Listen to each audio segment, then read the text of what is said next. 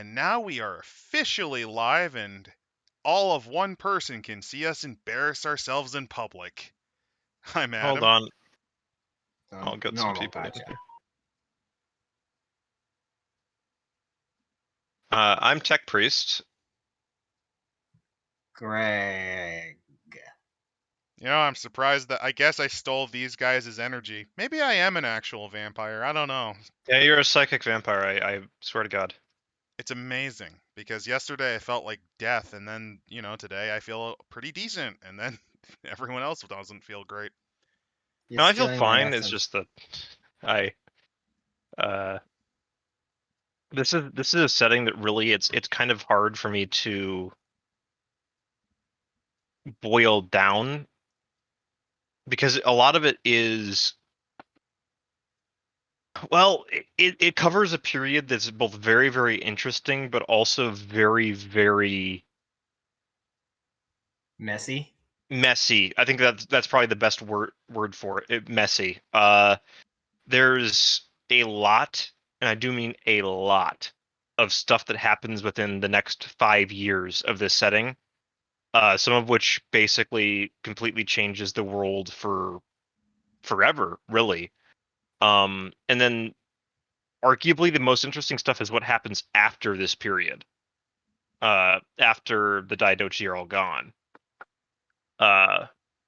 Because the successor states really start to become their own independent entities, and that's quite interesting in and of itself. I mean, without them, we wouldn't have Buddhist Hercules. That is true. Buddhist Hercules is pretty great. So let's pop into this because this is another section where we're probably going to spend 3 hours on it. Well, probably. Actually, no, it'd only be 2 since we didn't have to do the intro this time. Yeah, you're right. Do you think we should go over what the title means, because it actually? Well, it'll cover it in a bit. It'll cover it, and for those of you wondering, yes, the title of it is To the Strongest. Yep. It's To the successor Strongest. period. It's successor state period mage. Mm-hmm. When Alexander heard from Anarchos the infinite number of worlds, he wept. And when his friends asked him what was the matter, he replied, "It is not a matter for tears that, when the number of worlds is infinite, I have not conquered one, Plutarch Moralia." And with that weird, I think that's a made-up quote. It's definitely made up. Thanks, Zarkus. I think it is based on It's Plutarch's moralities. Plutarch made up a lot of direct quotes, though. So yeah, this is, I think this is a made-up Plutarch quote, which is kind of amazing. Yeah, I'm saying, it's made up. It is a riff on actual Alexander quote, where I think it's talking, where more or less it shows him like the empire he conquered, and he realized he hasn't conquered all of them yet. Yeah, no, like what I mean by that is that Plutarch. It's definitely a quote from Plutarch. It's an actual thing that Plutarch wrote down, but whether or not it was the actual thing that Alexander said is highly up to debate, and probably not. And not only was what he said in that original quote possibly not what he said, this is a definite not what he said. Considering, yeah. Here is the quote. And Alexander wept, seeing as he had no more worlds to conquer. That's it. Because basically, as far as the Greeks were concerned, he conquered everything worth a shit. And you go past, there's nothing past the Indus River, buddy. Well, there is, but it's not worth bothering with. Was the how I put it? It's when he was really salty. So basically, this is around the point where Alexander's dead. Well, let's just get into the intro of this, because we should stress that the most important thing. It's exactly the year where he's declining and falling apart. Like, this is the year he dies. Yes, it is 323 BCE. This is about to be where everything explodes. Mm-hmm. If Alexander cut the Gordian knot, as legend says, he used his sword to solve the riddle that challenged kings. But if he believed in philosophy over force, the real blade was a mind trained by Aristotle to see things as they are, banish useless rituals, and to think beyond the patterns of ordinary diluted mortals. Reminder: Alexander was not much for philosophy. He really was not. He Some say respected philosophers, but he respected them, but he didn't give a crap. Yeah.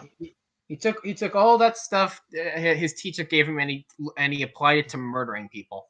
Yep. As the great Flork of Cows has put it.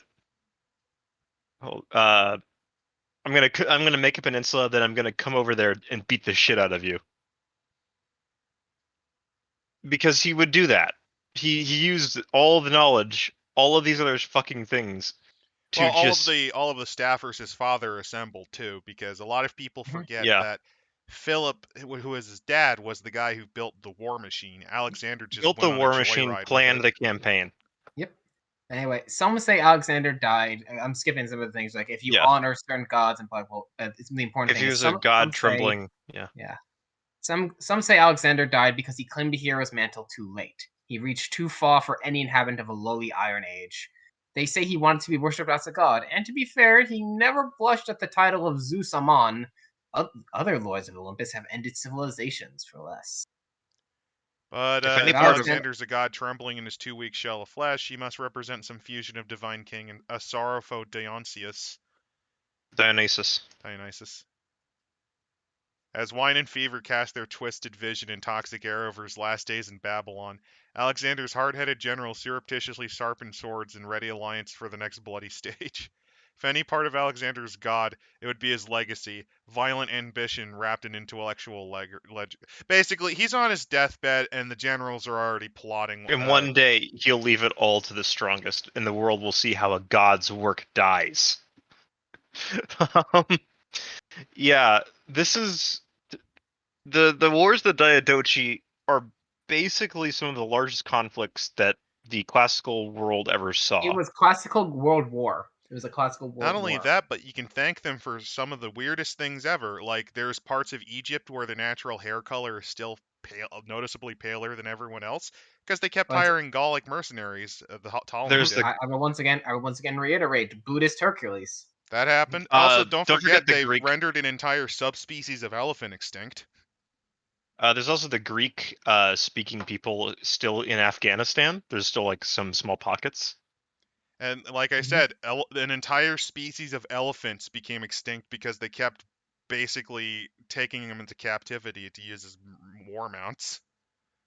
Yeah, and just everything else too, because Alexander created what could basically be called the superhighway of Greek thought. Because while he was a awful, not very philosophical person, he put these actual philosophers into contact with, well, a lot of places they'd never been before. And also integrated a lot of those into what would be a Greek-speaking legacy, basically. Also, don't forget Alexander basically punched every Greek city-state in the face and forced them under one, so they had to talk to each other too. He may not have been one for writing about the philosophy, but something he did like was having a bunch of these smart people in the same room as him to make himself feel bigger and better. Well, that's true. A lot of people forget that Alexander, while a complete, egotist, was aware that there were things that he was not good at. Oh yeah, he didn't bother trying to run the empire. God no. In fact, that's half part of the reason why it fell apart so fast. He left that to the old men that served his father. Yeah. Much to his regret. Nah, he didn't regret anything. Not really. No, I think he just regretted that he died. The only thing he regretted was probably not dying in battle. The only thing he regretted was he couldn't succeed in his Arabian campaign. Well, he did contemplate one. He had planned one, but basically at that point, like, if he couldn't get across the Indus, I don't think he would have had as much success in Arabia as he would have thought. Especially because I've heard some of his plans involved marching across the desert again. Oh yeah, the area where the eventually Jabal Shamar, like in the northern part of Arabia. Yeah, he wanted to basically cross through that, the crappy part of Iraq. The empty quarter, yeah. No, not that part. That's a lot further south, but it's still pretty awful. And if you don't know where the watering holes are, you're screwed. But regardless of whether or not he's good, we're talking about Alexander's legacy, Yeah, and he's his seizing, legacy. he's drinking himself to death, and he's gurgling on his bed. And he's about to fucking die. So things to remember about this when it comes to the mage setting is that the moods are this. The themes of the mood. The theme is unity and division. Basically, how something united must divide, how something divided will possibly be united. Which is also a hint for another setting that's coming up. Yep.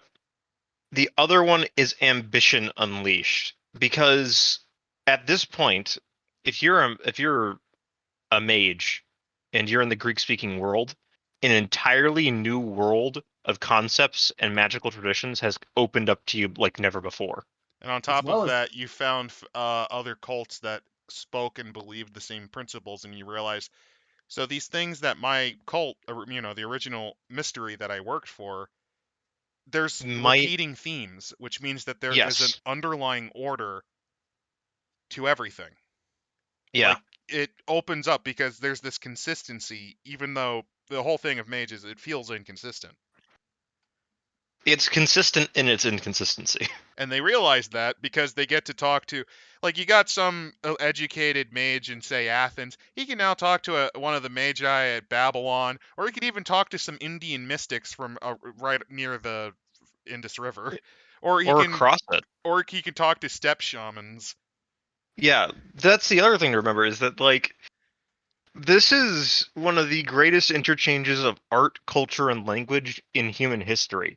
The next 2 decades will see the creation of entirely new art styles, to the point where we still call it the Hellenistic art style. To give you an idea, Buddha before this point was never depicted as a person. It was similar to in Islam with Muhammad.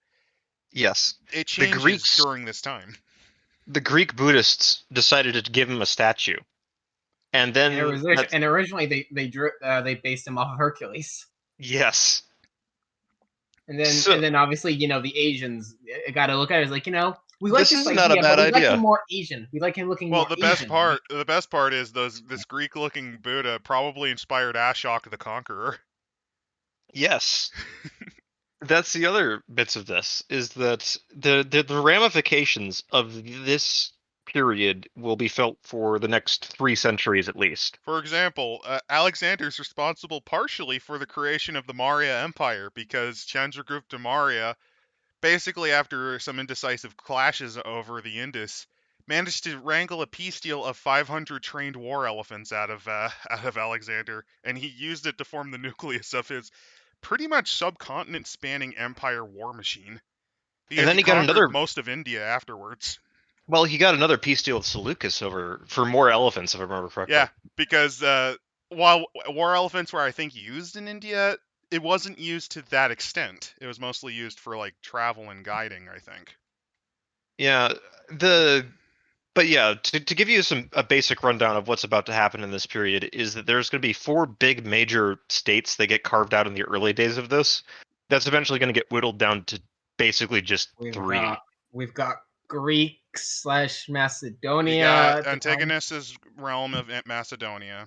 You have Lysander, who he's the one that goes away. Yeah. Lysander basically carved out Anatolia and parts, like, around where Byzantium was. Antipater, basically. Antipater. Then you got Seleucus, who manages to basically take the lion's share of the empire. He formed more his own... Nobody wanted it. The Persia. Nobody wanted it, which is the funniest thing. It's the funniest shit. When you realize what exactly the problems he had, you kind of realize, yeah, okay, that explains why they didn't want it. No, the reason why is even dumber, right? Because they thought that the thing that would keep the empire together and the real crown prize was Macedon itself. Because they thought that that's where they could get the best troops. Well, and they're not entirely wrong. Some of the best light troops did come from the tribes there.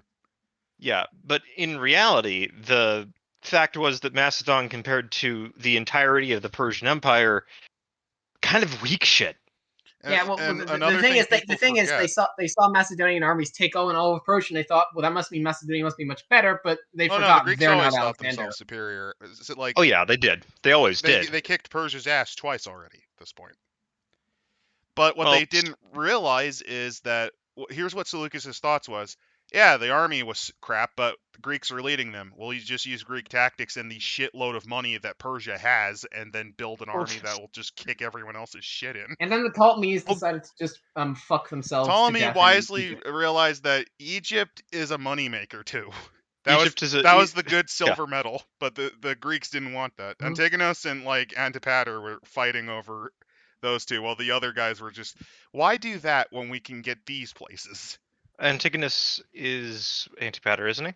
No, Antigonus was Antipater. It might be. Because there was another guy. I think Lysander was the one in Macedonia. Antigonus, and then Antigonus killed him. Yeah, Antigonus One Eye kills him. Tries basically sort of takes over Macedon, sort of doesn't. He complicated. Comes arguably closest to forming like the third power. Because like either there's like a bodyguard. I'm trying to remember because I recently read a book about this whole early period of the Diadochi Wars, and it's a confusing mess because everybody is fighting over two things.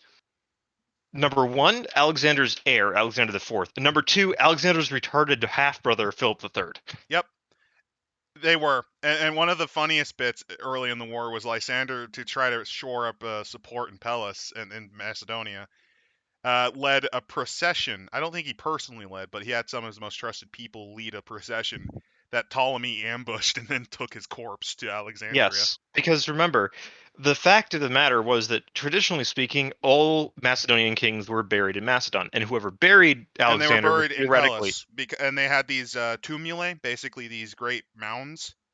Yes. Where each king was. It's kind of like, for those of you who don't, it's like the Lord of the Rings, where the kings of Rohan did the same thing. Yes. Now, the other aspect of that is whoever buries the king is implied to become the next king. Which is why Ptolemy stole it. Ptolemy stole the body. Yeah. And it's really argued that might have been why Lysander was killed by Antigonus successfully. Yeah. Yeah. Like, there's... In the end, it didn't matter. All that mattered was Alexander's last words. To the strongest. If you want my empire, take it. And that's where the backstabbing begins, because the amount of generals that die in the first 3 years of this period is quite insane. Through assassination, through battle, or through old age. And that's another thing. A lot of them were old. A lot of them were Philip II men. They probably looked at Alexander gurgling that with disgust and horror. Seleucus is probably the most surprising one to actually get anything out of this, because if I remember correctly, he was a minor cavalry commander. He was. That's the funniest thing. Yeah. Besides, there was Antipater, Lysander, and Ptolemy. I'm getting some flash forwards to another story, to another chapter we're going to be reading after this. To give you an idea, Seleucus was the equivalent of Francisco Franco. No, Seleucus is basically like that one a certain Chinese man with very long earlobe. No. I'd say that Seleucus is more akin to somebody with very long earlobes, but in that he had to assemble a team. You say very long earlobes, but the only thing I'm envisioning is Big Ear Du, the gangster governor of Jiangxi province. He was head of he was head of his triad chapter and basically owned the entire province and had an army of fucking mercenary gangsters that were so well paid that you couldn't bribe them. That's great. But yeah, no, like, so Seleucus basically manages to get the lion's share of what was the Persian Empire, fights some wars with various people, has Bactria out in Afghanistan that's giving him some headaches for a long time. Then eventually actually moves. Leaves. Yeah. Bactria just leaves. They just migrate into India. Then you had the absolute shit show that was the Antigonid Kingdom. I think it was because he killed Lysander. Yes. And I think he also killed Antipater. I think so. Because there was 3. Because Antigonus was like one of those Antipater was because Antipater was the original controller of Macedonia, and then Antigonus killed him, which actually got a lot of people upset with him. Yeah, then Lysander sort of just becomes the leader, if I remember correctly. They turn to Lysander. Lysander's gambit fails, and Antigonus gets him done in too. Yeah, and then I think it was Lysander's son that took over Macedon. I think eventually, or either that, or it's Antigonus's line that manages to keep it. No, because Antigonus's line goes to Cassander. I basically Greek. I can't pronounce the Greek properly, but it basically means taker of cities, because the man took cities. He took a lot of cities. I mean, he because conquered most of the Greek city-states that tried to reclaim independence. Well, that and also that he was taking a bunch of the cities that decided to rebel all around the crumbling Antigonid Empire. In essence, this storyline is taking place in a massive time of upheaval and change for the mortal world. It's right before the explosion. Things were changing before then. Let's not. Yes, because things Alexander were building up. Finally trying to establish something. Mainly well, because not only he was that, faced with death. The Greek city-states of this time period are also looking to rebel anyway. There's actually going to be several. Already rebelled, yeah. Yeah. That did, yeah. Didn't really help them. I'll say that. Well, they were. But Sparta at this time was trash. Let's get into the actual mage part of this. So Pentecostal mages in 21st century uphold a supposedly eternal tradition, but its immortality is only a fact in the most abstract sense, an essence that remains of names and values change. I don't know who wrote this, but they need to calm down on their thesaurus abuse. The modern awakened rarely believe that mages in distant past used the same rituals. Fair few fanatics, ranting with evidence-proof fervor, say Atlantis was a real place in the usual sense. Magic obscures the facts, and archaeology sets limits that would never exist. If primitive historical view is correct, even sleepers would know it. A modern mage transport over 2.25 millennia back wouldn't be surprised to hear that that Hellenistic forebears believe Atlantis is a philosophical exercise. Because it was. The bullshit of Atlantis being real was posited by American idiots in the 19th century. God, I love that guy. Yeah, and that there aren't any real formal orders, but schools of occult philosophy instead. Because it's the orders. They probably would be more surprised that magic isn't a higher, but a low one, practiced by heretic philosophers and shifty hermits. Alexander started changing that, but it takes a few more generations for magic to grow into a true wisdom tradition. So basically, this is before they got their big britches and thought they were, better than they really are. Warriors start the process by studying philosophers. They can't have Aristotle, so they'll have the next best thing. The Alexander's empire exposes new people to new ideas from once inaccessible places, but exposes the common pattern in all ideas. Beliefs in Darnasha. Yep. Basically, creation hums with secret music. Awakened don't form the orders known to their descendants, but adopt darshanas, the belief systems common to many lands. So instead of being an order, you'd have a darshana instead. An Asian sorcerer would recognize Greek following the same darshana, as long as they took the time to speak and translate. And basically, those kind of temper into, I think, the order, or at least the similar beliefs. The start of the modern orders really begins with the coming together of these various different traditions into an order. I think that's one of the things that Awakening does better than Ascension, in terms of the idea that in a tradition is how you do magic in Old World. A order is why you do magic, basically, which is a much better way when you're talking about something metaphysical like Mage. So tradition's how, and the order, that group you're a part of, is the why you do it? Because an order is basically as much as an organization as it is a philosophy. And I know that you might say, well, the traditions in Old Mage are like that. And I'm like, no, traditions, you're not going to find a hermetical adept that does voodoo magic. I wouldn't know that, my man, because I couldn't be arsed to read the 700 plus pages that idiot man decided to make for 20th. But yeah, no, like you're not going to find in Old World a member of the Akashic Brotherhood that's a voodoo practitioner. You're just not. I don't know what in any Order, of that means. Basically, imagine magical Asian time monks, and that's the Akashic Brotherhood. No, come on, man. They need to do voodoo. They need to raise the dead. You don't understand. No, because all the traditions were linked to a sphere in the Old World, which, like, for example, the Hermetics were linked to forces, so of course they were the ones casting Fireball. So anyway, I- there's the School of Wisdom, Jnana Shakti. I think they're trying to use Avestan maybe for these names.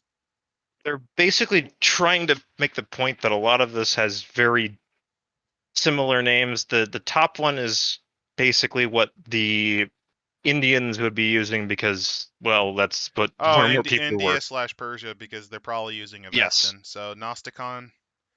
And What- the Gnosticon is the Greek version of that.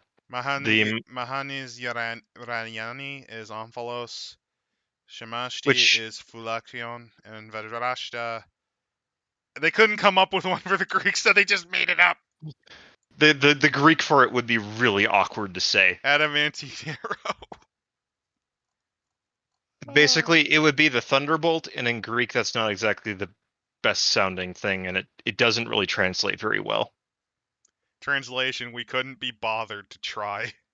Yeah, I'll give you that one. They really couldn't be bothered to try, but also because the arrow, even before this, has always been said to be linked to the Indian traditions of basically martial enlightenment, which basically the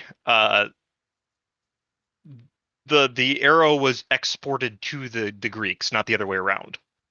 So And it having no as- Greek equivalent is a little bit of a Anyway, hidden thrones and chasms kind of just describe some shared concepts that are more well established in the modern knights, Yeah, like but the are Abyss. still very the abyss, the and the throne. exarchs. Like, for example, if we're referencing the Grug Mage, they really don't know about the exarchs yet. The exarchs really aren't a concept that would come up normally. They understand the abyss, but they don't understand the exarchs. This if is they the even period. exist, if they even No, exist. they existed. They've always existed and never existed, and all this other metaphysical bullshit. But the modern sort of concept of the exarchs also begins here. And this is also when the exarchs start to meddle more in reality, because you've got to remember the exarchs are cunts. There's no other term They don't for them. want mages. They don't particularly like the mages. No, what they're worried about is that mages are going to pull the same shit they did, which is basically rip the fabric of reality apart and become gods. They don't want anybody else to do it. You don't deny that. You don't deny they don't particularly like mages. Yeah, they tolerate mages because they're useful tools. That's about it. Nations and cults. Mages who awaken near Alexander's time will not only wrestle with the change to their social role in magic, but their identities of citizens. Great grandparents remember the time before the Hellenes. Before When they were proud city states. Now Athens is just some place, and Sparta is a joke. Yeah. Like sleepers, sorcerers embrace I like broader the identities. strutting ineffectual warriors. Yeah, that'd be right. Really, Like the only sleepers. reason that Philip didn't invade Sparta was he just couldn't be bothered. It wasn't worth it. It wasn't worth it. It wasn't worth the wouldn't. casualties, because he already had a bitch of a time. Casualties. It wasn't worth. It wasn't worth. Well, the he already supply had a chain and bitch of a money. time with Thebes. That's why. It wasn't worth the money. Thebes was Like better than sleepers. Sparta at this point, though. Then Like Alexander burned it. sleepers. Yeah. Sorcerers embrace broader identities as Greeks and Persians. Great cults cover these categories, teaching occult metaphysics from their representative culture's point of view, and for the most part, barring foreigners from their territories and secrets. Where Darshana represent an archetypal magical system, cults give them mythic particulars, gods, cosmologies, legendary histories. The Arcadian mysteries, or Pelagasians, claim descent from the most ancient people of Greece, who ruled before giants raised their now ruined walls. Yeah, the Mycenaeans. The Mycenaeans. Yeah, the pre-Greeks. No, Mycenaeans, because they'd be on mainland Greece. There's a difference between the Minoans and the Mycenaeans. Yeah, but the Minoans are earlier. I'm trying to simplify it for the audience. I am trying to simplify. Okay. Tech. I am trying to simplify it for the audience. Oh. Mm-hmm. Remember, we're still talking. We are technically still trying to explain it to them. What the hell this all is. That's the problem with Mage. It gets pretty. Yeah. That's what I'm trying to. Until recently, Arcadian cultists were usually lone-born folk magicians. They recently repaired their reputations by becoming philosophers, adopting cultic lore to Plato's metaphysics. these sorcerer sophists call themselves the Atlanteans and say they are philosopher kings, that they'll herd people to a new golden age, that the Tyrannioi will rather rule the Tyrants world. would rather rule the world as it is through divine allies and earthly conquests. These are the assholes who would who sit aside their generals and whisper into their ear, etc. These They're are the the- modern equivalent of the douchebag who pretends they actually read Catcher in the Rye and that it's totally deep, man. No, it isn't deep. When in it's reality, they've fucking just barely got their high school diploma, and honestly, they couldn't even get into college, but they pretend that they have a degree from a diploma mill. This is your new age channeler grifter. That's what Anyway, that's what these moving guys on. feel like. We're moving on to the Persians and their Zoroastrian magus. The Magi. Magus is Yeah. Zoroastrian priest who guides lives towards the Hura Mazda. Basically, good thoughts, good deeds lead you to better life. Yeah, and as it says here, the Zoroastrian priests do actually take up a much bigger role in this kind of time period, because when the Persia collapses and the infrastructure is kind of falling apart, they kind of take over a lot more community roles, which is where they start becoming a more organized religion. Well, yeah, Zoroastrianism was under the Achaemenids, which is who Alexander kicked the shit out of and conquered. They were loosely a state religion, but not really. It was the native religion of the Persians, but the Achaemenids didn't care. They just cared to pay their taxes. They actually rebuilt the Jewish temple for them. Yep, and that's why Cyrus is rated so highly. He's actually written down as a messiah. He is declared a messiah. Yep. Anyway, and then we move on to the Naga kingdoms, aka this is more India. The Mantras, claim to carry on the culture of the Naga kingdom, greatest of the demigod people of old. Most Mantrasakis are Sannyasi, ascetics who wander between temples and reject the caste. An increasing number return to the world of kings and commerce. The cult may take a more active role in secret affairs. So they're the ascetics that if you know anything about Buddhism, Buddha talked to guys like this and thought they were full of shit. He tried what they tried and basically kind of came to the conclusion that this really does not work for me. Not only does it not work for me, it doesn't really address suffering as it is. Yeah. And then we're going on to the Egyptologists, the Werat Hakunu, who are reviving the Egyptian religion. We was Kangs. Blood-chilling powers are lie buried under Egypt, and only Hemaka, priests who cultivate the Ka-soul. Remember how they call it Ka-soul, because it's the soul. They should have just spaced it as the Ka or soul. Yeah, their tradition is personified as the goddess of the same name, but they honor the gods from the many dynasties of Egypt. Also, if you're wondering, Ma is a term that it means order. Order, truth, basic cosmic law. It means the cosmic law. In ancient Egypt, order was seen as critical in making things work. If things were going wrong, disorder leads to death. Set might be the god of evil, but the real big bad guy is Apophis. The chaos. He is the chaos Set of the world. Set is evil, but understandable. Apophis is the crawling chaos that no one wants. Like even evil has standards. Set is a bandit. Set is a bandit who will slit your throat and take your farm. Apophis would just burn your farm for no reason and just make everyone die. To go into the smoothest brain analogy, Set is Megatron, Apophis is Unicron. Unicron? Yeah. There we go.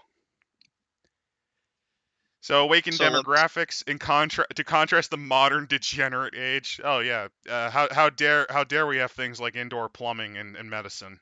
Yeah, no, they were talking about the degeneration of magic. Fuck you, Grandpa. With a supposedly magic-drenched past, some mages say awakenings have decreased over time. They're almost right. Translation: the New World Order must happen. Population control must happen via black helicopters. Unironically, what some Seers think that they should do.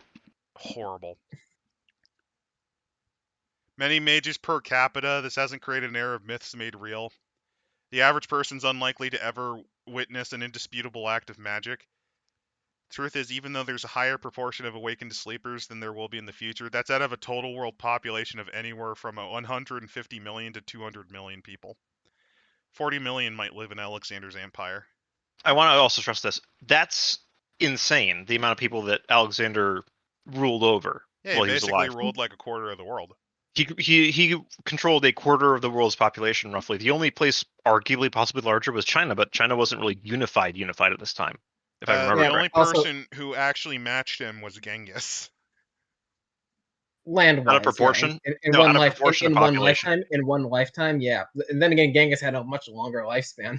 Yeah, Well, Genghis also took China, so that's kind of cheating. that's kind of cheating. And he didn't take all of it. He also took Persia. To be fair, he did do a lot of Alexander's gains too. Yeah. And I guess the other thing, in all fairness, a good chunk of what he took was the steppe. Yeah. We're talking Talented, population-wise. Yeah. Despite these modest-seeming by ancient standards populace, enough sorcerers hide in the fold to form hierarchies around their cities, temples, and trade routes, with enough left to claim caves and rude hermitages in place between. So if you ever want to be like Diogenes and live in a Empire. fucking barrel, there you go. The Under Yeah. Empire. They're creating their own little Under Empires. So what you're saying is mages are rats, are rat people that need to go away? Okay. Okay. Let's be honest. Like whenever we go into the World of Darkness thing, there's always some fucking kind of like Under Empire. Like there's a vampire Under Empire. There's the werewolf Under Empire. There's the mage Under I mean, Empire. There's it's the most- changeling Under Empire. There's Okay. the Geist Under Empire. Okay. No, there is. Okay. Clarification. The only ones that really truly have an under empire, the only two supernaturals that would really do that are mages and vampires. Vampires because they need to hide from the sun, and mages because mages like being in dark, spooky places. I know. I'm making the joke as in like it's an empire underneath, like metaphorically, not literally. No, like even then, the changelings really don't build an empire. They're scattered around everywhere. Geists, well, There are Sindiators, fucking rules, dude. There are fucking rules in Geist about claiming territory and establishing like gangs. yeah, in the underworld. It's still A small temporal section of the power. underworld. Yeah, it does trend. No, there are rules for the Same with werewolves, even if they're not as organized. Mhm. Hunters too, if you think about it. Yeah. Point being, let's just keep moving here. So is Alexander a mage hero or mere mortal? It really doesn't matter. It's like, just do whatever the fuck you want with him. Yep, literally basically. in your chronicle, it just depends on how you want to portray him. For me, I think it'd be more interesting if he was just an exceptional mortal. It's more interesting, especially because when you look at some of the other bits of what will kind of happen here, they go through a bit of the history of the conquest and the lead up timeline to all this, because the lead up to Alexander does depend on about 100+ years of history beforehand, namely the small Greco-Persian wars, the Peloponnesian League wars, and then the Philip II's wonderful ride before he got killed by his wife. Oh yeah, what has possibly. come before? They actually talk about that. Yep. Yep. Hegemon is Greece. Rule as if he's always ruled. Yep. He maintained much of the Persian bureaucracy. Yeah, he often did that. The Egyptians loved him because he managed to claim himself. The Egyptians declared him pharaoh, basically. Something that the Ptolemies would definitely embrace, even though the Egyptian people never liked them to the same extent. Not only, oh yeah, because after a point they realized he's not a liberator, he's a tyrant. He's a conqueror. He's the conqueror. Alexander died too fast for them to realize it. Yeah. There's also the matter that basically after there's a few wars where he actually hired the Greeks called the Egyptians machimoi, and they used to for a time actually use them in the army, like in large portions. But then when a couple of units of them, they basically what happened was Ptolemy won at this very important battle called Raphia. Yes. But then he lost it ultimately because I believe it was entire sections of his line actively revolted because they realized we were able to defeat Seleucus despite him throwing some of the best stuff at us. We're native Egyptians. There should be a native Egyptian pharaoh in charge. Yep. And then they put down the the revolt. victory was crushed under a bloody revolt, and ever since then, that's when the Ptolemies basically hired mercenaries over using native Egyptians. Mercenaries no, primarily. They imported white. They imported did people. like importing Gauls. They really loved They importing imported Gauls. everyone. Gauls, basically. Greeks. They'll also If you import didn't have- if- Nubians if- and Axumites as well. Don't forget Italians. Lots of Italians. And Jews. They actually hired very extensively among the Jewish population to serve more or as less, border they wanted non-natives. They wanted non-natives to come there, move there, and have a stake in keeping them in power, because the Egyptians would slaughter them if they ever came to power. So basically, it's Rhodesia. It used to be that they would hire the native Egyptians to a degree, and they still did occasionally, but never in large numbers anymore. Sometimes you just need a cheap line of practical slave infantry. Well, what they would do is they would break them up into units and kind of incorporate them with like Syrians, Jews, Cushites, Cretans. Yeah. They would not allow mono-grouped things like that after Raphia. Yeah. It's also important to note that Alexander, out of practicality more than anything else, was not a religious maniac. This is kind of something to remember. She's the one that fed Alexander the stupid rumor that his dad was actually Zeus. That was his mom, yeah. His mom was pretty amazing. Insane. She was from like a northern. She was from like a northern. She was a Thracian chiefess's daughter. Yeah, she was also a snake cultist. Yeah. Yeah. She's kind of great, honestly. What are some She's other also cool probably things? the one. She's also probably the one that killed her Alexander's dad. Yeah, she likely killed Philip and II. probably the one that killed his retarded half brother and his son. I mean, maybe. I don't think she killed his son. I don't think she'd kill his son, but brother definitely. She definitely probably had a hand in Philip III's death, but then considering she got murdered. Considering after the Alexander's boys got murdered, she was on the chopping block. I think. Well, she probably also remember that Greeks fucking hate women, so for all you know, they pinned it on her because A, she was they crazy, definitely and B, pinned it on her. She has at least killed one king. Oh yeah, they pinned. Saying, like, even in the records she written killed by at least Philip. I know, like even by the records written by Alexander, who really was a mama's boy, even he didn't have many nice things to say about her. Well, yeah, she's nuts. Crazy snake woman, yeah, like a crazy cat lady, except dangerous. Poison. We're not going to get to Mithridates, which I'm really disappointed To the strongest assumes Alexander the Great was a man unencumbered by divine heritage. We already covered that. Yep, basically Alexander didn't present himself. We weren't talking about what we thought. The book says no. For all intended purposes, Alexander was just a man. No, okay.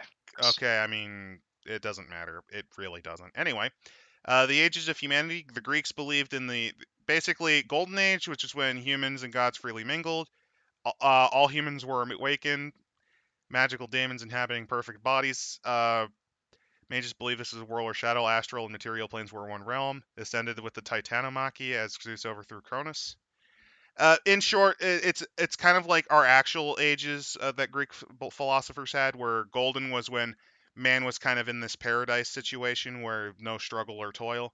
Silver was an interesting one because in mythology, it was a race of men who would basically be infants until like their last couple years of life, and then their last bits of life were used just fighting other men. And what happened was they rebelled. And Zeus destroyed them. And in lore, I believe they became the souls of Acheron. Yeah. And they were not in childlike ignorance. They did eventually, like, at old age. Yeah, the Bronze Age, these were the warlike. This is the reason why bronze is often associated with blood and war. Yep. These were the men of war. In this case, the gods would eventually obliterate. Yeah, the gods eventually obliterated them because I believe they did try to overthrow them. And depending on Greek legend, the last of the men of bronze it's either Daedalus invented Talos or Talos was the last of the men of bronze to walk the earth. Yeah. One of the two.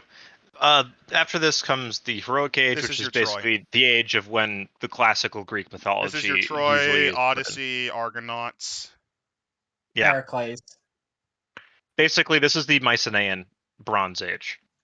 Now we're in the Iron Age. Which is garbage. Yay! India has a very similar one. I actually like this because it does cover the ages, although I don't know if even in India they were at the Kali Yuga yet. Because their ages No. last Kali a Yuga. The bajillion Kali years. Yuga is the That's the age that's after like this one, yeah. Yeah. Huh? Human No, because very- the Dwapar Yuga is the one with the Mahabharata, and that's not the age anymore. So I don't think it'd I be guess Kali we're in Yuga, Kali. though. Maybe. No, It Kali could be. I think it is Kali Yuga. Well, I don't more or know. less, I'll it's own more up going that I'm over not that like Hindu. all these civilizations had some idea of like an age and cycles. An age going of on at this point. paradise, which... Yeah. It's kind of interesting. It really shows that at the heart of hearts, people do have some similar ideas. Yeah. Well, it makes sense because remember those people that came in and got rid of Grugmage? They had a lot of ideas. No, that even also like ended up in. I'm not even talking in game, dude. No, I'm talking like real life. They're both from the Indo-European branch of the mythological tree. So them having this similar age bit is not a surprise. I was just trying to reference the fact I that think we covered. maybe it was even outside of Indo-Euro though. There's some, but there's not as many, But and yeah, usually they're it quite kind of different. it does kind of show though that Indo-Euro spread a lot. Yeah, Sorry about I mean, that. there's examples in New World mythology of ages of man. Of course, it's not an uncommon thing, but the way that they're depicted is often very different than the Indo-European one. Namely, the five sons, which that's a fun one. So I hope you don't But- mind if I take a little break to see how chat is holding up Yeah, in this great metaphysical nonsense. For once, I'm actually here for stream. Kings of Rohan. Yeah, I sometimes use weird off-the-wall references. Weird question for you history nerds. What do you think it would have changed if Alexander lived 30 or so years longer? His Not a empire huge probably would amount. have exploded harder. I Like, more or less just put he would have done some more conquests, but failures would have soured his legacy. Yep, failures out sour. there's really not a huge amount more that he could do. It's I mean, he could maybe conquer more of India, or maybe get back No. Magna Graecia. In- He might have been able to go to Magna Graecia. I don't think he would have been able to. He was able to make a fucking land bridge to Tyre. I think he can assemble a navy to go conquer some Greek city-states on the Italian boot. I don't think he'd ever. I think Eh. he'd never want. I don't think he'd ever want to go back there. So I think he's more likely to fucking go to the His mythical Arabian land of campaign Ethiopia. would have happened. No, yeah, I that or the mythical land of Ethiopia. Or maybe That will be an he's interesting one. That's an interesting one. He tries Arabia, it doesn't work, so he tries Ethiopia instead. It probably wouldn't work even harder. I mean, yeah, his definitely. last, the other thing I can think of is he tries to tame the steppe, like in a transformation of nature kind of thing. He tries to one up Cyrus and defeat the Scythians. Spoiler: this never works out well for people who try that. The only Don't way try it fighting would Horus work is archers. if you just starve them to death. Even then, they just move away. Well, no, eventually it does work. Or you blow lots of money, on forts. Yeah, that's basically what the Russians had to do to force them to work to Yeah, submission. Russia. They had to get firearms. And, No, they didn't need firearms. They just kept building forts. Like, there's a reason a lot of forts like. Yeah, but I'm talking about like the deeper steppes of Central Asia, which No, is where I just mean like no, he couldn't. I got it. Alexander tries to pick a fight with the Chinese states. Oh my god! He'd have to walk across Tibet to do that. He wouldn't give a shit. He'd try it. He'd would try it. He'd fucking do it.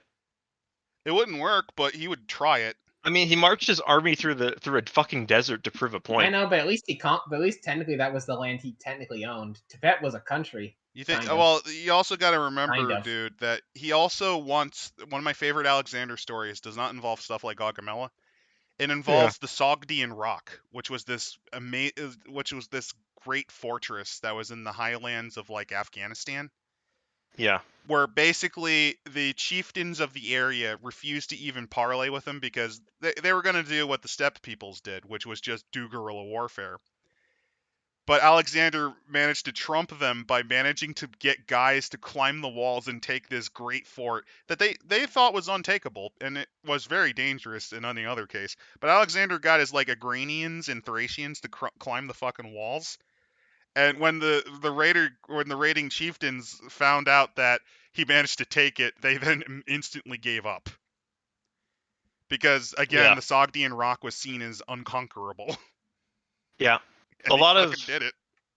Yeah, a lot of Alexander's antics can basically be come down to he was definitely not a dumb man. He just was not a very philosophical man.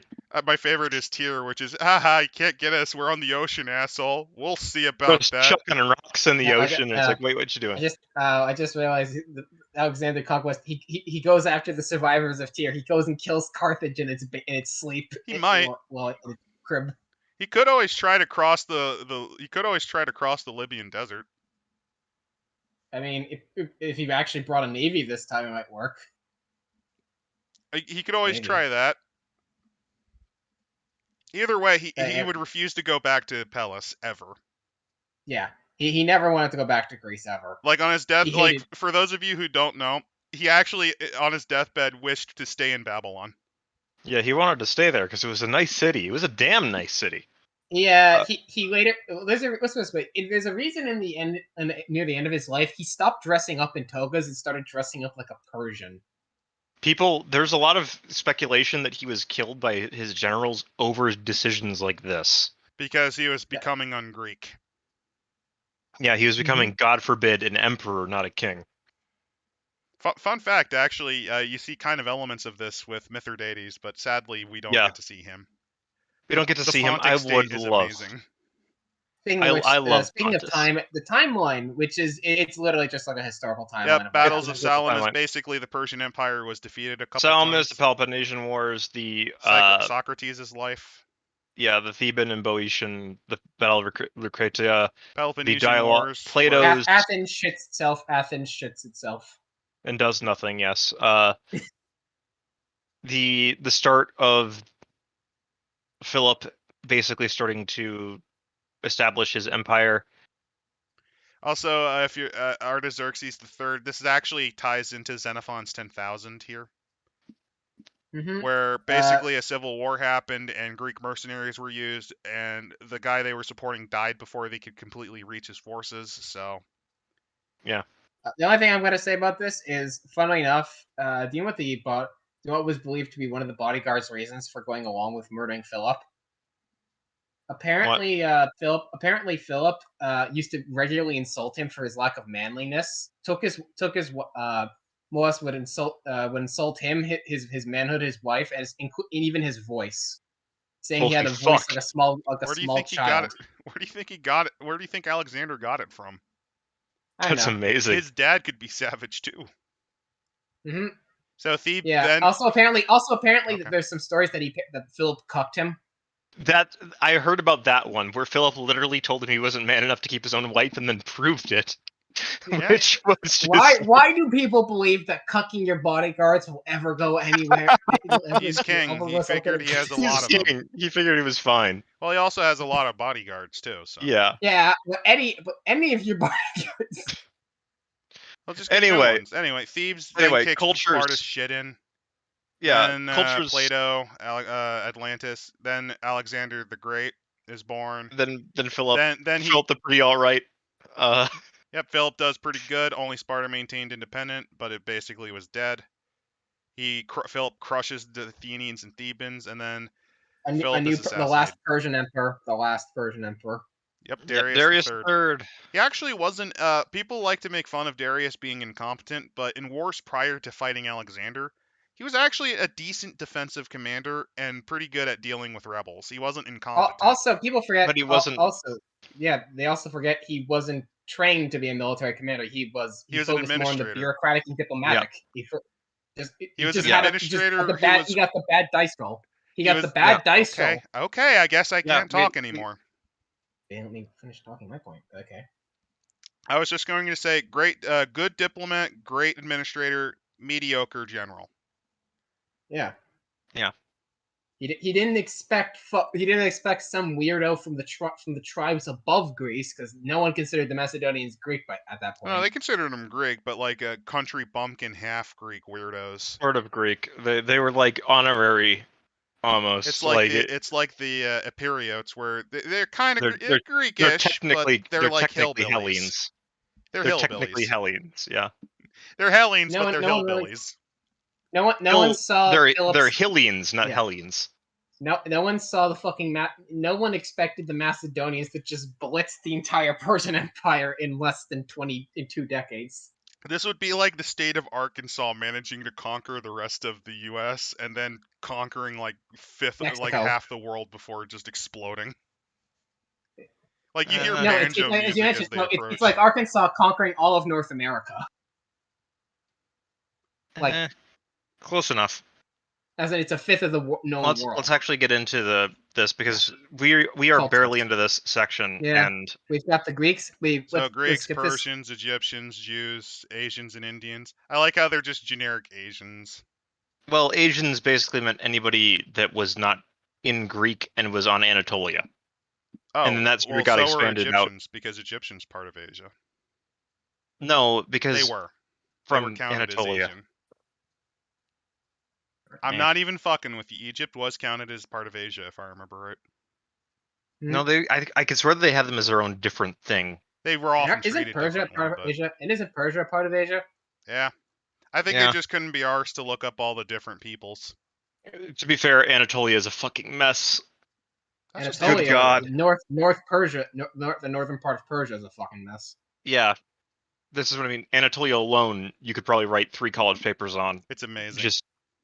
And then we have the magic and supernatural. As we're going into let's the also, Greeks, just as a quick comment though, you have to note that at this point, when you're looking through all this stuff, the most interesting thing is what the Greeks called the Indian, basically Indian holy men. Gymnosophists. Gymnosophists. Yeah. So anyway, before Alexander, magic was what hobos did to trick people. Yeah. The most famous, of course, is Orpheus, but that's kind of debatable. Arguably, the most famous would be Circe, but then again, she's a witch, so she doesn't count. Also a woman. Also a woman, yeah. Also a demigod. Demigod. I'll say, well, technically, then wouldn't it be Medea? Well, Medea is also a demigod. Circe is she's divine blood. That's not the same as a demigod. Either way, basically, sorcerers were weird hobos, lunatics, and nutters that would just be able to trick the gods, or try to, and then get fucked over because of it. Or would just kind of do their own shit. One of the three. And get their asses in trouble. Yeah. Because I mean, then again, Medea technically was. So the gods kind of looked at Medea and said, "Yeah, Jason's an asshole. You're okay. Go ahead.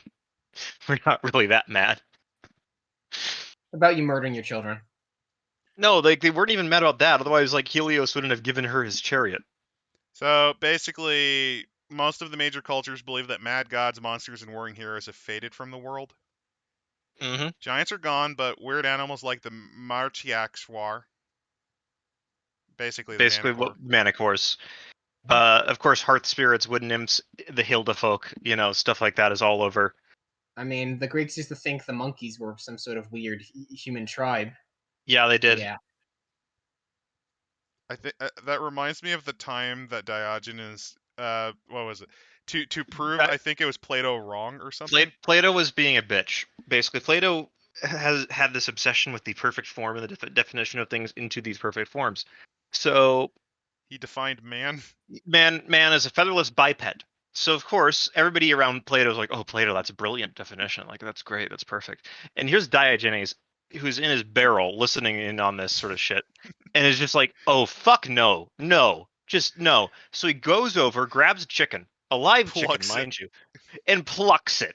He plucks a live chicken, which, as a naked man, must have been incredibly dangerous. when you consider what that chicken was probably trying to do, and all that. So then, with his plucked chicken, he walks into Plato. He walks into Plato's lecture, buck ass naked. Doesn't because he throw the chicken at him too? yes, Diogenes is notorious for being either only clothed in basically rags or entirely buck-ass naked as an old man. Like, so imagine you are the son of one of the most wealthy and elite people in your city. And this You are naked studying hobo. under a great philosopher, well-renowned throughout the world, and this naked fucking homeless man walks in, probably publicly masturbating, because Diogenes was very fond of that. Didn't While he he's also doing say this, garbage in, garbage out?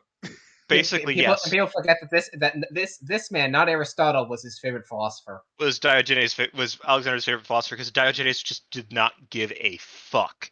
So he walks in on the middle of Plato's lecture, and he takes the chicken and he chucks it onto Plato's I present onto to you a the human being. diagram, and he screams out like a fucking wild man, "Behold, a man!" Behold. My favorite Plato- is he was alive for Alexander to visit, and Alexander Yes. asked. He said, "I'll There's give two you one stories. thing: get out of my son."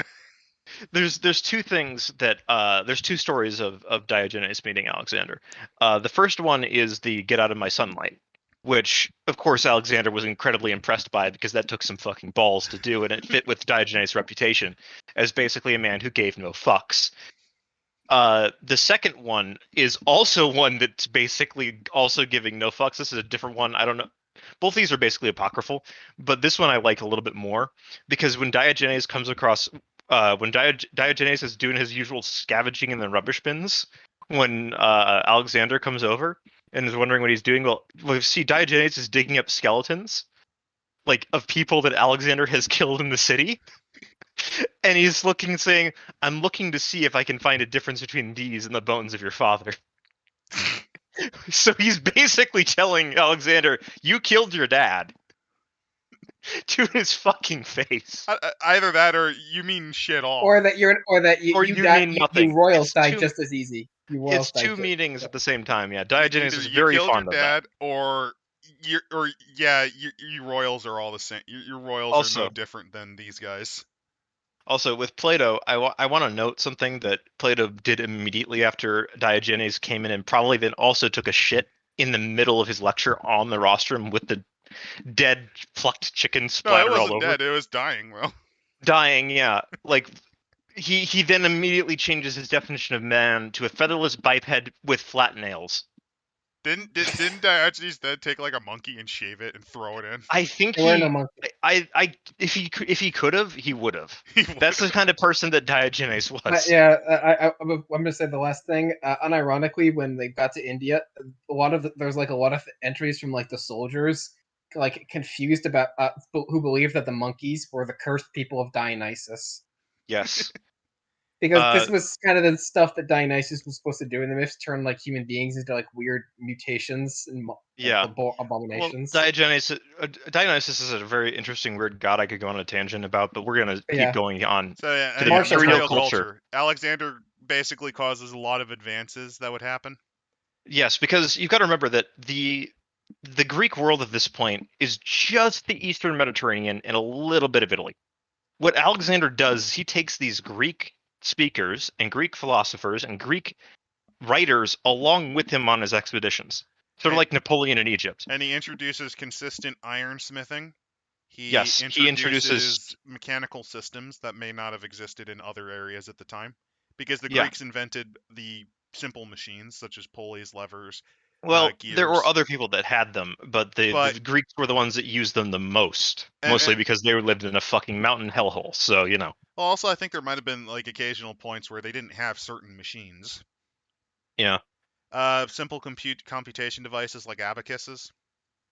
Yeah, those were pretty widespread already, but he kind of standardized stuff like that. A lot of this was standardization, basically. Also, on top of that, he introduced the Scala system, which basically was a way for the rich to educate their youth.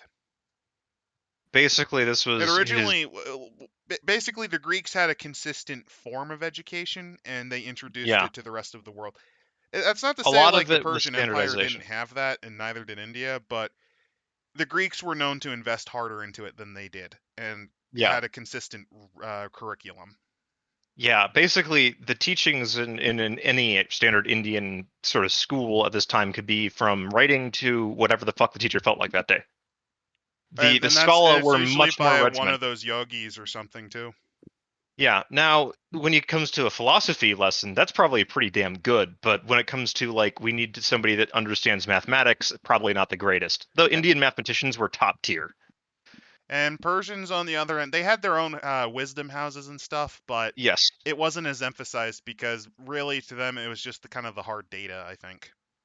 Well, for Persians, a lot of it was also that the truth itself was kind of sacred. Yep, truth So was sacred. Also, they did a lot of wrestling. There was a very strong a wrestling lot of curriculum wrestling in and a lot of Persian. astrology. Basically, everybody did a lot of astrology back then, but the Persians were especially good at it. And It's that's what happens. The Greeks take theirs, and then they take what worked in those areas too. yeah, and this all kind of gets fused together because remember there were a lot of things that the Greeks found out about that they didn't have before, like perfumes and spices, especially spices. Holy shit, spices! Yep, a variety of spices were introduced to their diet, including salt and Different pepper. kinds of food. Rice, I think, was basically unknown to them. Rice was unknown. What else was stuff that they learned about? I think cherries as well. Yeah. Well, I think a lot of the things that got transported were pretty basic. The most interesting stuff though was the discovery that holy shit, unicorns are real, which they found rhinos. They just found rhinos. I'm sorry to break it to you guys, but no, unicorns aren't real. Oh, they are, It's but just they're big, hairy. But they're big, like leathery I love elephant some of things. the Greek uh historians and writers trying to understand the natural world and coming to completely bizarre conclusions about it. Like they don't understand that a male lion and a lioness are the same thing. Yeah, So they just assume that lions obviously come from mating birds and to the male lion. So obviously, which I just do not get. But then again, I don't understand a lot of what they were thinking sometimes. Anyway, economics. basically Basically, barter's reintroduced because this conquest really fucked with the economy systems. yeah, Also, there's there's a an active war. It's pretty much still an active war zone once it's the yeah, expanse here. and like silver and all this. There's a lot of loot floating around at this point. Yeah, Like because old currency is being thrown around. Alexander's minting coins are coming out, but there's still a shitload of Persian and other stuff. don't forget Greek city-state stuff. There's also various Indian states. I think at this point do have coinage. Not in huge quantities, I don't think, but they definitely They had had some. coinage, yeah. But Uh, basically, because of that, your value changed a lot. yeah. This is Alexander's were also more consistent, but Persian currency was more effective because it was not weighted with other materials to keep a consistent value. yes, and consistent weight was the other bit. That was the other big thing is that because of all these different forms of coinage in play, Economy was the falling apart. the and the way you had to weigh coins. This is part of the reason why the scales has always been considered a merchant's thing is And if you because you want need. brain damage, viewers, here are what the values are. Well, this is actually a pretty decent The idea of talent, the what. mina, the datic, the siglos, drachma, obol, and chalkos. Yeah. So basically, the equivalent of a chalkos is a meal. This is basically what Diogenes would be begging for in the public square, or basically just have given to him, and he still lived in a barrel. Yep. Again, man's a legend.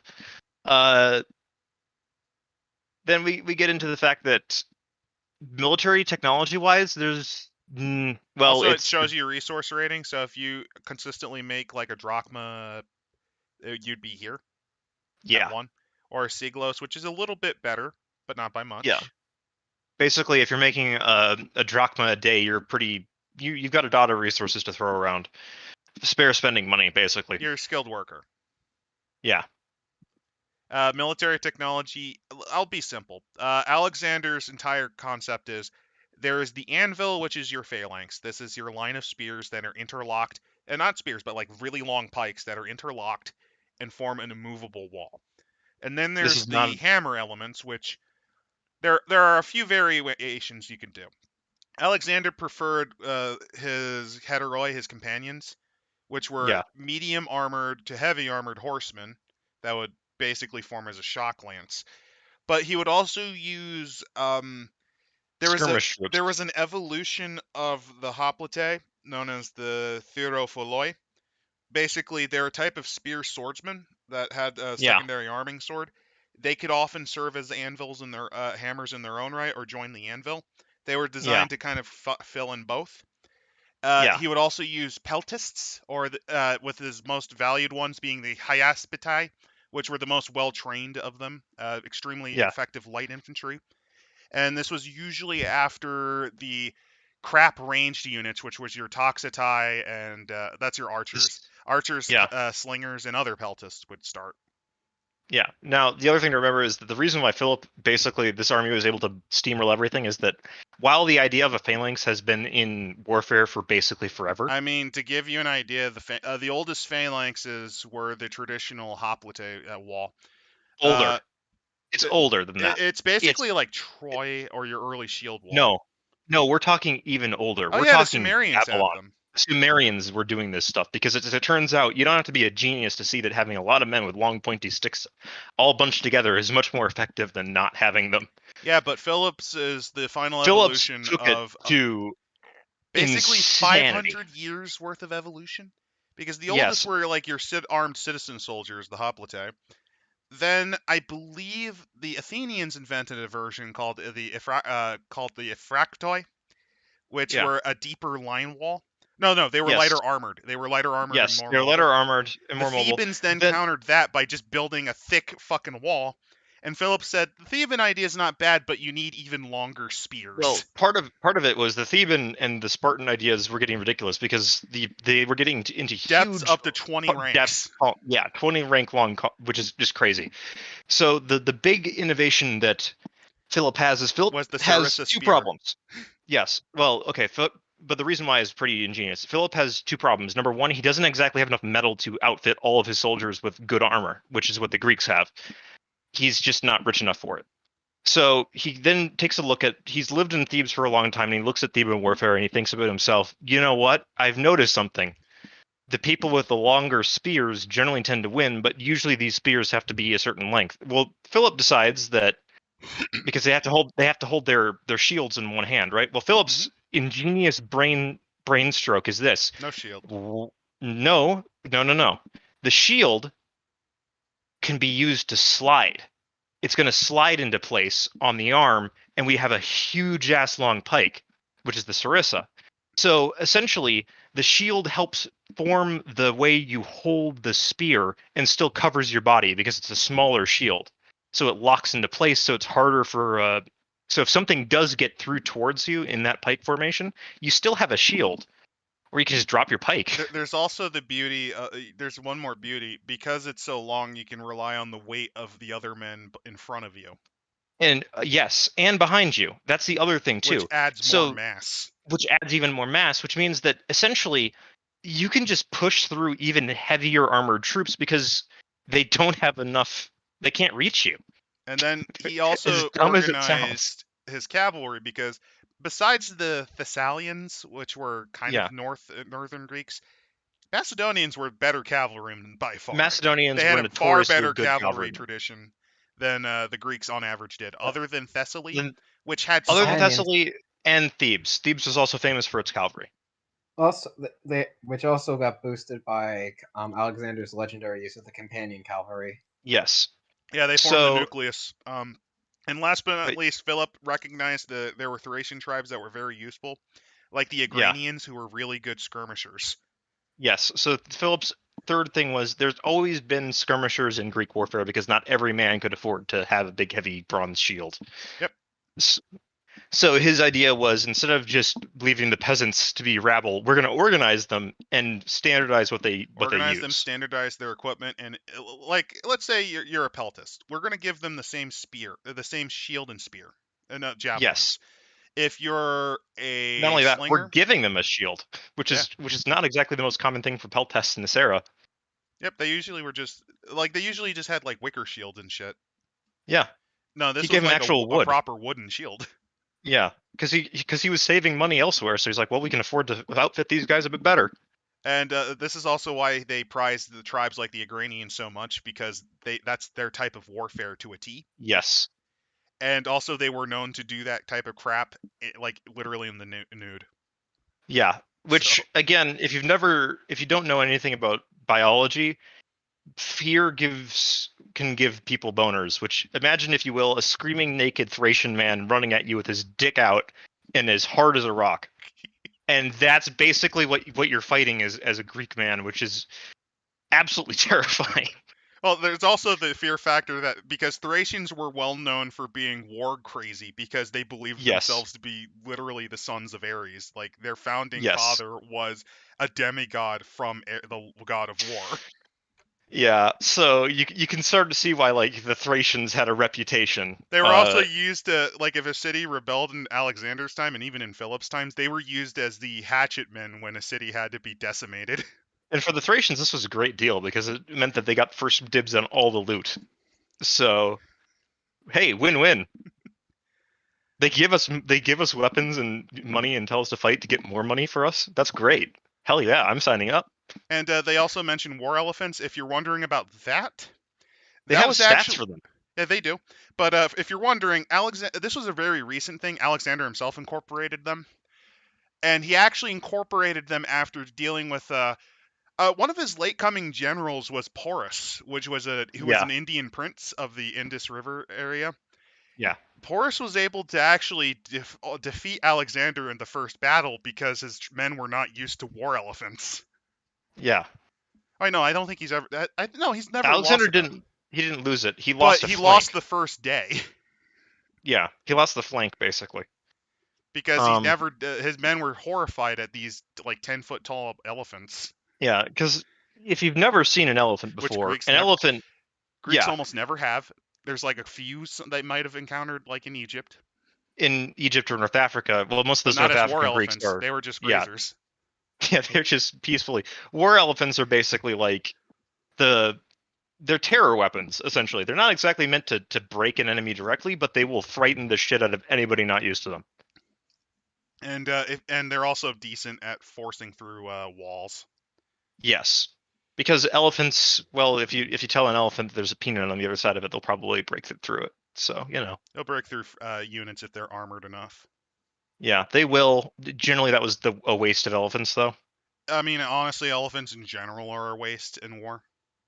Yeah, they're cool though. They're so cool, but after the initial shock, it means jack shit. Yeah. Well, I mean, they're decent archery platforms, but there's better. I'd rather just use chariots again. Anyway, war elephants. There's the high seat, which is your mahouts, basically. Yep. And they show what a war elephant looks like, although it's a little bit exaggerated in size and scale. Definitely is. It's to give you an idea of what it was like if you'd never seen an elephant before and are looking at this thing coming at you. Whenever a creature that's size 7 or less sees this creature coming, they have to roll a resolve plus composure. If it fails, you lose your shit. You're shaken and terrified. If an elephant attacks a target of size 7 or less, it suffers a -5 to its attack pool. Basically, it's harder for an elephant to hit you. But if an elephant hits you, it adds 3 levels of damage. Yeah. They have a tusk, which is 1 lethal, or +3 bashing with their trample. Yep. Anyway, here's the what will come. These are actually the successor stuff. Yep. Alexander takes the route through the deserts because he basically they're bitching at him because they want to go home. And so Alexander's like, okay, you whining little bastards, I'm taking you home. And then he brings them through a desert, so most of them fucking die of dehydration. Because he wanted to keep going into India. So like a petulant little bitch, he killed about half of his army. Yep, many of us die of those. He returns to Persia to find that his satraps have been misbehaving. So he kills a lot of them. Yes. Then his lover dies. People forget this. Alexander was very Greek, by which we mean gay. Mind you, every hole's he was every hole's a goal. That's literally the Greek logic. Yeah. Mind you, on top of that, Alexander was probably actually homosexual, in considering that he pretty much spent no time with his wife ever, if he could avoid it. And instead preferred the company of his Patroclus to his Ares, Hephaestion, who he tried to make a god. So, I'm pretty sure Alexander was gay. Also there was an Indian sage apparently that he kept with him who killed himself after he executed Yes. all those people, just saying, "I'll meet you in Yes. Babylon." I'll meet you in Babylon, bitch. which is some foreshadowing. I'm pretty sure that's not historical, but it's fun. A lot of ancient writers love to add little details like that. He goes to Babylon, his home to Babylon. Chaldean mystics warn him not to enter from the west because he'll face the setting sun.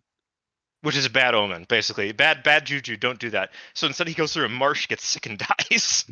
Which, I mean, it was a bad omen to listen to the mystics, when you think about it. His physicians have no fucking clue what his illness was.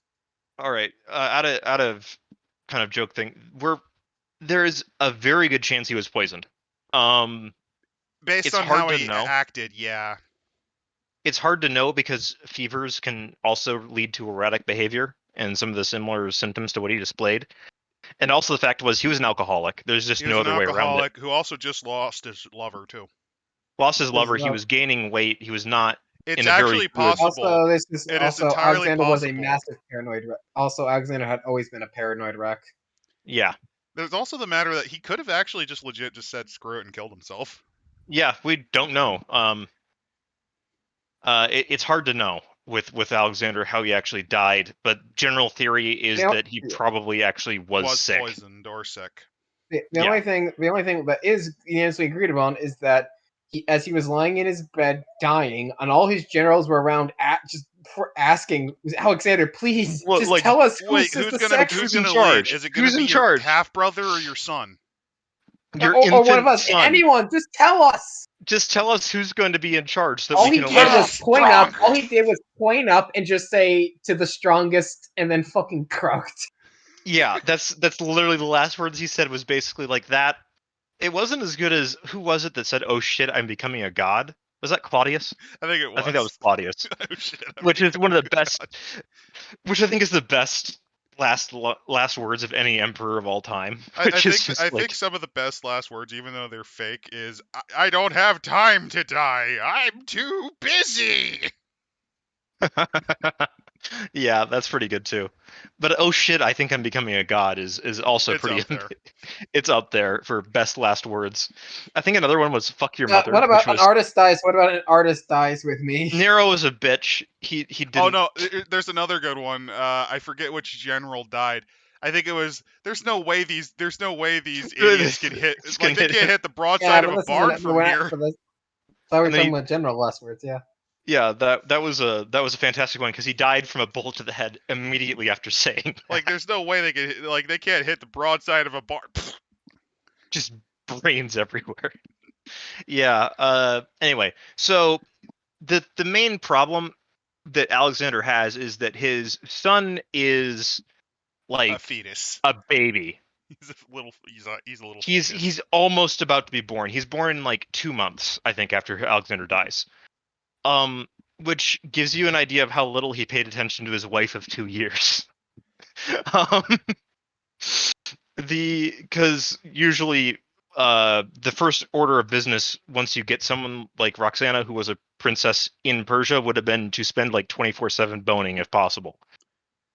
But because you need an heir. Hell no. Alexander's like, no, I want that man ass. Give me that.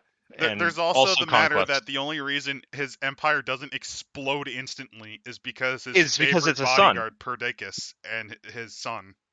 Yes, because he has a son. And Perdiccas is kind of keeping things under control because Perdiccas is keeping things somewhat secret. Like he's making sure that like because he sees the generals eyeing this kid. Yeah, if I remember right, is Perdiccas the one that gets betrayed by the Silver Shields? Yeah. He was the bodyguard that Alexander trusted with his signet ring when he died. Yeah.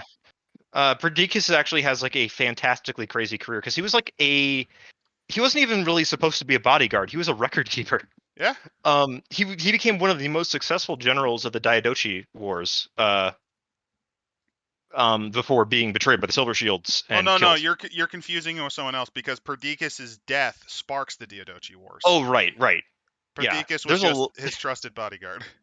There's a lot of characters in play here. Like, again, you could write, and some people have written, like, space operas about this sort of shit. It's incredibly complicated. With Alexander's Like, death, though, the Diadochi Wars are the Western equivalent to Romance of the Three Kingdoms, if you think about it. yeah, it's 40 years of war. The things that have to be that have to be remembered is that while the Greek city-states are also getting involved in this, there's also things going on in the Eastern Mediterranean. Like Well, the Pergamum, Western, which was a powerful Greek city that basically, when Alexander's empire exploded, the tyrant of the city decided to go beyond his title and crowned himself king. yes. And they were So powerful. he's fighting the Macedonians and Antipater and Antiochus. And winning, kind of. And winning, sort of. Like, he really doesn't win until the Antiochid line is dead, but still, like, it's not unimpressive. Then you've got the Ptolemies down in Egypt who eventually produce Cleopatra.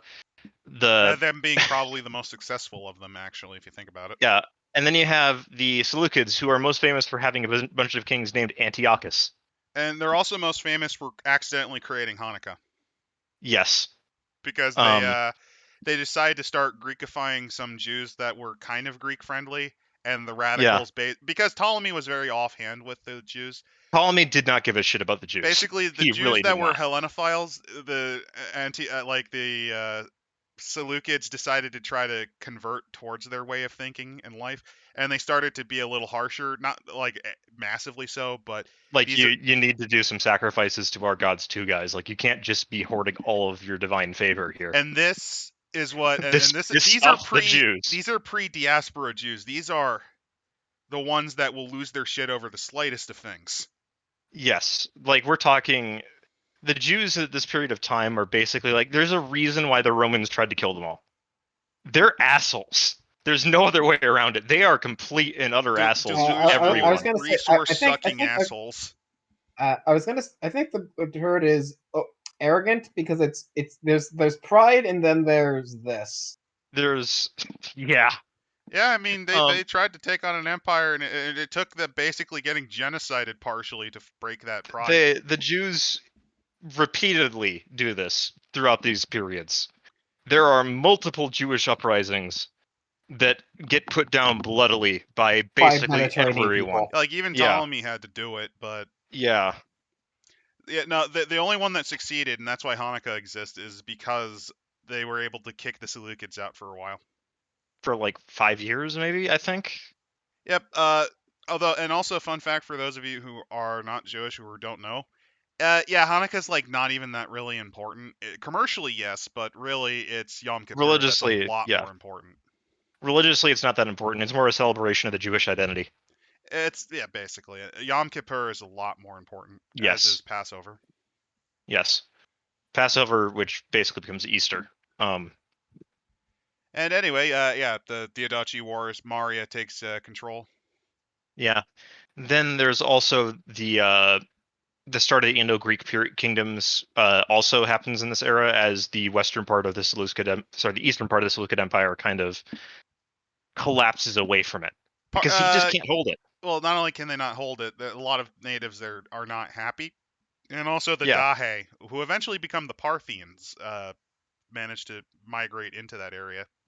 Yeah, it's a very complicated period in that area. If you're wondering, the Parthians were a bunch of Iranian tribes called the Dahe before they settled as Parthians. Yeah. Anyway, they do pretty well for themselves. Basically, while the intermingling happens, culturally, in Alexander's, it also happens in the mages. Because mages, for the first time, have direct ways of getting in contact with each other that aren't esoteric ritual stuff. It's like, I've met Dave the Egyptian. I know him. You know, so you got the hobo tricksters hanging out with Alexander to support him and as adventurers. Yeah. Then you got the magi basically forced to come out of hiding and interact with them. You have the naked sages coming.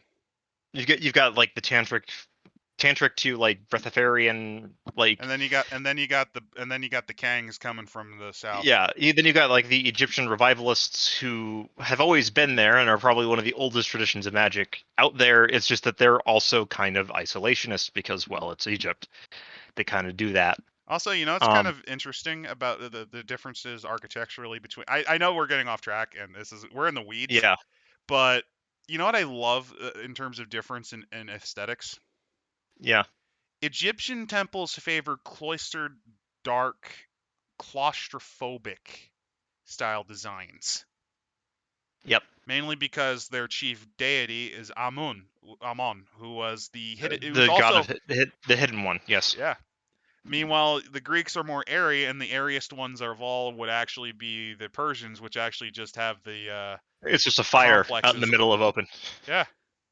Basically, that's what it is. It's there's a sacred fire, and it's out in the middle of the open, and it's like, yep, this is a temple. So you got a person who hides into the darkness. Then you got the temple, and then last fireman, and they all show up. Yeah. And then the naked guy's already there, saying, "I knew you The naked would come guy's here." I knew you would come here. I saw this. Now show Bob and Vagine. Yes, yes, you can see my penis. A very nice penis. The way of oracles and furies. This is Yeah. describing how, you're basically going through a bad time. Yes. The things to remember is that everything is philosophy right now. Because remember, The Greeks invented the art of thinking about thinking. sort of. They more accurately they invented the art of talking about thinking. Everybody kind of did it. The Greeks just decided to speak about it and make rant an art about out it of it. and make an art out of it. Much like how the Greeks invented sex and then the Romans taught it to women. So we get the talking Before about like how Alexander, magic was folk perversion of religion. Yeah. Orthodox priesthood. Once Alexander starts to come out, then we get the philosophers coming out of the woodwork because everybody wants to be a philosopher, because being a philosopher is basically like, if you can get people to believe you, it's gravy train. For life. And that's why philosophy is the most toilet degree you could ever get. Sort of is, sort of isn't. Like, the only one that I'd say is more toilet is an English degree. What about basket weaving? Basket weaving isn't a degree, that's an elective. See, here's the thing. English is toilet tier because, well, it's so worthless. It's basic. It's the most basic degree you can possibly get. Poli-sci. It's not toilet tier. Or would you call that the modern? Or would you call it the modern philosophy degree? The modern philosophy degree is English. The actual philosophy, like if there is somebody that studies philosophy like legitimately, I have to respect them because it's not easy to find a job. But if they do find a job, it's usually as an ethics counselor for like a big corporation. You say that, but in reality, philosophy is just the art of bullshit in its refined degree. Which is why it's perfect in the corporate world. I think I learned more. Though. You can do that in the art world, and it's a lot easier because all you have to do is put a toilet upside down. I think I learned more philosophy from my law professor than I actually did my philosophy professors. Yeah, it depends, kind of. So anyway, philosophers came out. They're talking about all these things. They're also talking about all the things that they see that are similar and are different and all this other stuff. Now, the thing is that there are a lot of, as mentioned before, there's awakened demographically are more common. There's about the same as there would be now. It's just that they're more common because there's less people. Then Alexander comes along and basically says, "Hey, assholes, I'm gonna take all of you fuckers into my cool coterie." Yeah. So the forms of magic, you've got to remember that even in this era, magi are still kind of rare. So, like, most of your magicians are parlor tricksters, basically. They're people that might have some magical ability, like with hedge witches or people doing a spell through an incantation or a sacrifice or whatever. But they're not too common. Then you got like petty seers and sorcerers and people that speak in tongues and all that. Sorcerers are wise in an ordinary way and learned. Most, though, are bullshit artists. Yes. And very few actually have talent. And those that do have talent can be split into basically three categories, which is, again, as I mentioned, your petty ones, which is like I can cast fireball from my hands and that's it. And it's not even a big fireball. Some of them might be enchanters. Some of them might be people with unseen sense that just can talk to ghosts. They're technically magicians because they can do necromancy, which is literally just the art of telling the future by talking to the dead. Which actually it comes to the Sibyl's tongue, which is a bit of a nod to the oracles and how they just babble. Yes. You can talk to Essentially, everyone else if you don't have a common language, but you're just going to be babbling and you don't really understand what you're saying. to most people, it would be glossalia, which is the official medical term for it, but the awakened can understand it because they're just babbling the high speech. If you ever go to a Pentecostal church where they bring out the snakes, that's exactly what you'll see. Yeah. That Usually, is how the mage do. yes. Now, moving on, high speech is also symbols and other things. It's weird. The next bit, though, is the stuff that you'd be more familiar with mage, which is either that you get people that have actual godly blood or spirit blood, and then therefore have merits through Yeah, that. you got like hearth witches, which know where magic is, but they're basically asleep. Yes. They can use items, but that's about it. Yeah, then you got the Seers, as I already mentioned. They're Then you got sleepers, but they they can do occasionally something. wake up a little bit. Yeah, and then you get the Proximi, which are essentially like sleepwalkers on steroids with actual mage blood in some way or another. They're actually supernatural. They can cast spells. Not many, but they can. Awaken spells, which is impressive already. The next bit is that, technically speaking, awakening only comes into a term now. This is because the Greeks meet the Indians, who basically say that they're like, it's awakening to reality. Because remember, enlightenment is a big philosophy. Yep, the third eye awakens. The third eye has awakened, basically, is the term, which fits the awakening of a mage pretty spot on. You literally gaze into the supernatural realm, write your name down, and understand that reality is no longer what it seems to be. Persians say that these possess a shining nature worthy of Yes. worship. And the Greeks believe that they've crossed the threshold into chaos itself, basically. And here's some Thus, quick they're references. oracles. The mages and magi is entirely out of character. Magos and magi are really Persian imports. They're Persian words. Most of the terms that would be used would be something akin to witch, priest, or like maybe like guru among some of the Indians. Yep. Or something like that. The mages will speak of pneuma, not mana. And Yes. the term enters general use throughout the empire. Instead of paradox, they call it nemesis. At least among the Greeks, and paradox really isn't a term that I think even exists in this time period. And they also speak it as a meta language. There's not a common heritage from some shadowy first organization. Yeah, it's basically like, oh, this is weird. We can all understand each other if we speak in tongues. So there you go. Paths are normal. Yeah. The watchtowers, like, you know how in Grugmage they weren't there yet? Now they are. They are there, but they're not as important as they will be metaphysically speaking, I guess. It's more accurately, the journey to the watchtower isn't as important as the mythical revelation or traveling to sacred spaces. It's still important, of it being called Arcana, they use Archai. Archai or Arc. Orders don't really exist. So this is the Darshanas, and where's the cults? Now, there's a lot of other bits about the empire and all this. There's some other mage terms. Yantra becomes a term that ends up into the Western canon at this time because Yantra is an Indian word, if I'm correct. Yep. Basically, it's diagram. Same thing with mantra, mudra. All of that kind of comes from the Indian practices into the Greek and Persian worlds. Yep, they get tools, places that are important as power places. Yes, that's another big thing too. Mythic places are also important. So, for example, the ruin of Troy would probably be a very good place if you're a Greek wizard to do something.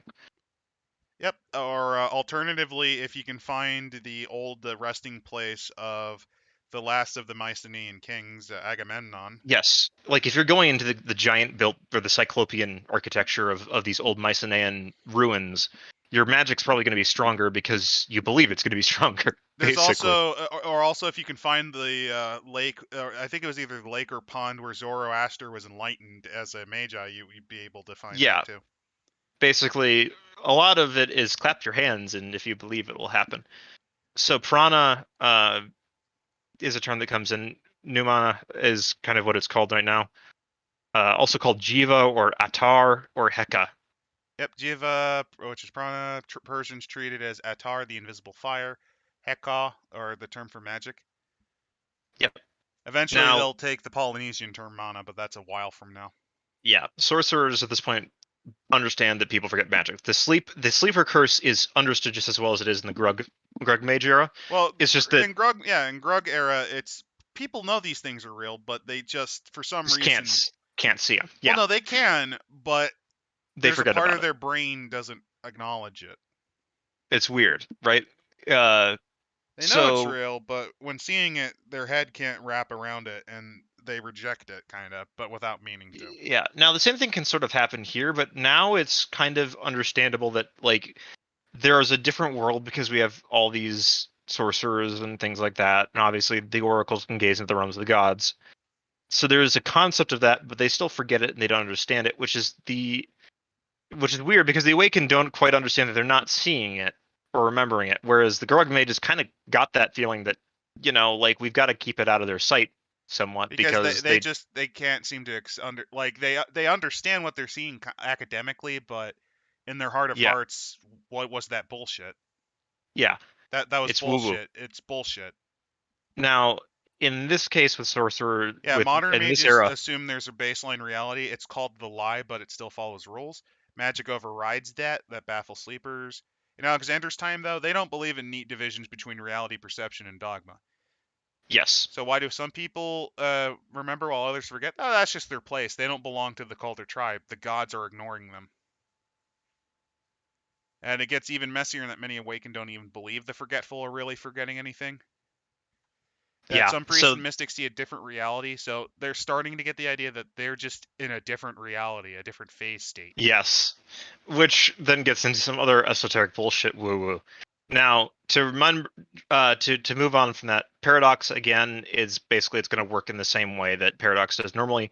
Now, the other interesting bit about this time is that there's a chance that you can have Paradox enter an animal. This is when things get very, very dangerous. Ah, yes, Nemesis. Here we go. Yeah. So if you're wondering, basically the Greeks said that there's different stages of reality. That ours is a different perception. When they see a werewolf like lose their shit and break out on a market and kill like several people, that was a fire. They'll see a fire, but they saw the werewolf. Yeah. That's how they think now. It's not the elitist. Oh yeah, you peons are just too stupid to free yourself from the lie. Well, I mean, it's still elitist, but it's a not little less as overt. elitist. Yeah, it's not as overtly elitist. You know, the more I read this, the more I realize I'd probably fucking hate Mage. No offense. Yeah, I understand it. I originally kind of had some interest in it, but yeah, this some mentality is trash. Yeah, that's why there's groups of mages that really don't adhere to that. That's the only way I'd be able to play. Anyway, Nemesis is bad. Basically, godly power flows through them. Sorcerers suffer punishment for hubris. Because it ties Mage is all about hubris in many ways. Indian mages consider it tamas, or darkness. Zoroastrians call it druj, which is the impurity. Druj is something all Zoroastrians fight. That's why they call it that. Yeah. Weighing of the heart, where foolish magic exposes their souls to the force of destruction. They speak of the battle with Apep and how Amat's ever-hungry maw awaits those who sin against the Mat. Yeah, so basically this is the reflection of Paradox as a concept. Now, I'm gonna bat for some groups of mages here in the modern, where like the Arrow really don't like they're 50-50 on it. The Silver Ladder are definitely mage elitists. The Free Council somewhat are as well. I know you're trying to Seers, defend it, but I'm sorry, man. Guardians at least understand that magic is dangerous. We probably should be careful with this shit. I'm sorry, man. It's fucking poison. I know. Monster. I wouldn't mind playing mage, but I would not be able to fucking stand dealing with them.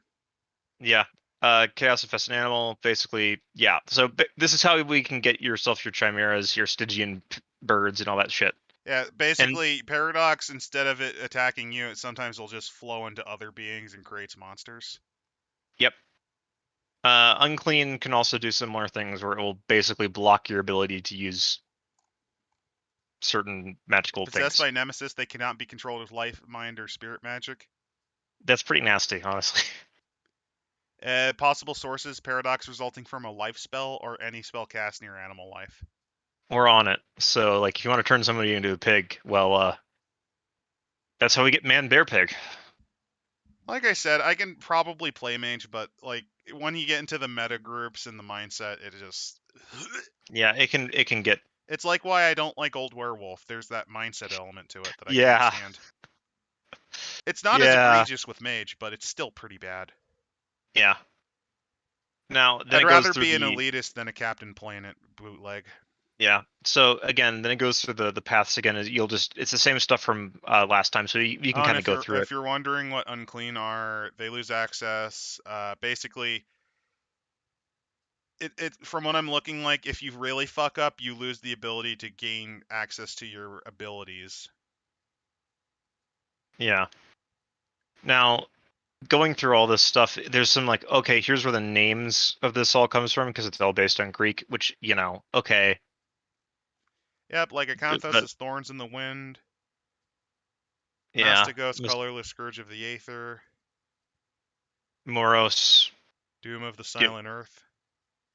And actually, Agremos. Moros is the name of the... Yep, they even do that personification of Doom. Yep. Obramos, the Fire's Purifying Rage. And then Thresos, which is The wild waters of the staff. Thyrsus. Pine coat-headed staff used by the cult of Dionysus. Yeah, Thyrsus mages are some of the best ones to play because it's literally just like I cannot give a shit about what you really think about this. I'm out in the woods and I'm doing my thing. Honestly, if I was gonna play a mage, I'd probably just make a Diogenes mage. Yeah, that's what these guys are basically. They just want to go in the woods. It's not that I and be left dislike alone. the setting; it's just the mindset. The character I'd make would reject it. I don't blame you. There's a lot of mages like that, unironically. So they're just like, nah, I'm out. That's why sometimes metaplots cancer. Yep. And Anyway, then they ancient go worlds. into. They're the philosophers of many nations believe in numerous worlds. So there's the They're realms of talking gods about. and forms. Basically, it's talking about the astral and for it, and maybe like that. If you haven't read Mage before, this stuff can get a little out of there. So the other thing is that the variations in the middle is the box in the next, which kind of sums up the fact that there really isn't a sort of consistent cosmology in this era. Yep, in It's the age very before much blurry. heliocentric thinking, the universe was a smaller place. Death and enlightenment of the gods merit additions to the cosmology, and shadows ambiguous. Yep. Maybe just be a matter of perception. Most sorcerers already accept that people can perceive and live in many states within the same reality. Yeah. Possible to vanish to the shadow classifies as a place in the world, but not entirely separate. Yeah. Then they go into a little bit more about like, well, yeah, you can get some weird stuff in the dream realms and in the supernal realms. Yeah, if you're wondering, I think the dream realm is astral planes. Yeah. So in your dreams and visions, if you take the drugs at the Oracle Temple and you start babbling, that's what that's where you'll visit. You'll see like Hephaestus pounding hot metal all day. Yeah, you'll see a lot of weird shit. Because Hephaestus is making a hot pocket so hot that even he couldn't eat it. Yeah. Yeah, weird stuff. Then like we get to the like sort of the descriptions of what the realms, the supernal kind of look like, which I wouldn't say that they're too important. Yep, basically these are you'll see like Dahak, Mastema, Palace of Redstone of Sopdet, Typhon of Death, blah blah blah. Hibbity bibbity bobbity boo. Yep. Below Now, the Lance of Death, this is the underworld and how it looks now. Yep. Which is, it looks a lot like our underworld now. It's basically back to normal. It's just that we don't have as many dead people, so it's a little smaller. There's some weirder stuff sometimes. Yep, basically it's now there's cities. There's no like there's a lot. There's rivers and like ponds and stuff still. Well, there are still in the normal, but the modern, but they're deeper and there's more water still. Then of course chaos and the things that come out of it. That's the chaos. And it's the abyss. Like There you go. But now here's where we get to the actually interesting stuff of this section. In my Sorry, opinion, guys. It's a magical journey. I know this is a very dense section. This is all very It's one of the dense. problems with mages, yeah. Yeah, it'll get a lot easier in the next one. Trust me. So the philosophies of magic. You got the Gnosticon School of Wisdom. Yep. So basically, they talk about how a lot of this is about the journey. In many ways, it's the duty of you to teach. You must teach. You must study nature, and you must study like actual philosophy style of stuff. So what you're saying is these are beasts disguised as mages because they're No, teaching more like. others Oh, lessons. okay. No. I'm kidding. It works better for mage because one of their things Yeah. is they want to spread knowledge because maybe if they do, more might awaken to what they see. Yeah. Gnosis is basically the transcendent wisdom, and your job is to get the ideal forms. There's a lot of Platonic stuff in this. They will eventually start to become what will become the mysterium of the orders, which is basically the guys that will collect occult artifacts. Oh, and they even give different mystics. Like you got the Yes. Ayotamumuni, the Sage of Tools. Yes. And you also have the Kaldu, the Chaldean astrologers and other scholars. Yes, and the Cebu. And the Gnosticon, and yep. Yeah, it's again, this is what They will go lead into the eventually. metaphysics, what they believe in, that cosmos is a dark shell of imperfect matter concealing the light of true form. Gnosis is the transcendent wisdom that gives the awakened powers. A lot of Zoroastrian elements in this one. Yes. This is what will eventually become the mysterium of modern mage, And from what I can I tell. also get the vibe that they're kind of hinting with this that Mani might have been a mage. Yes. Because this feels like a little bit from... Fun fact, did you know that Mani, who founded his own religion, Manichaeism, his collection of writings and details of the cosmology are called the Evangelion? Yeah. Welcome to Cruel Angel's thesis here. So then we're getting into the School of the Great Ladder. These are the ones that will become the Silver Ladder. It's a 1-to-1. Essentially, they consider themselves to be the ones that see everything. So obviously, they need to teach everybody about how great everything is, and eventually ascend them up into becoming magi. Yep, they want others to awaken. That's their big thing.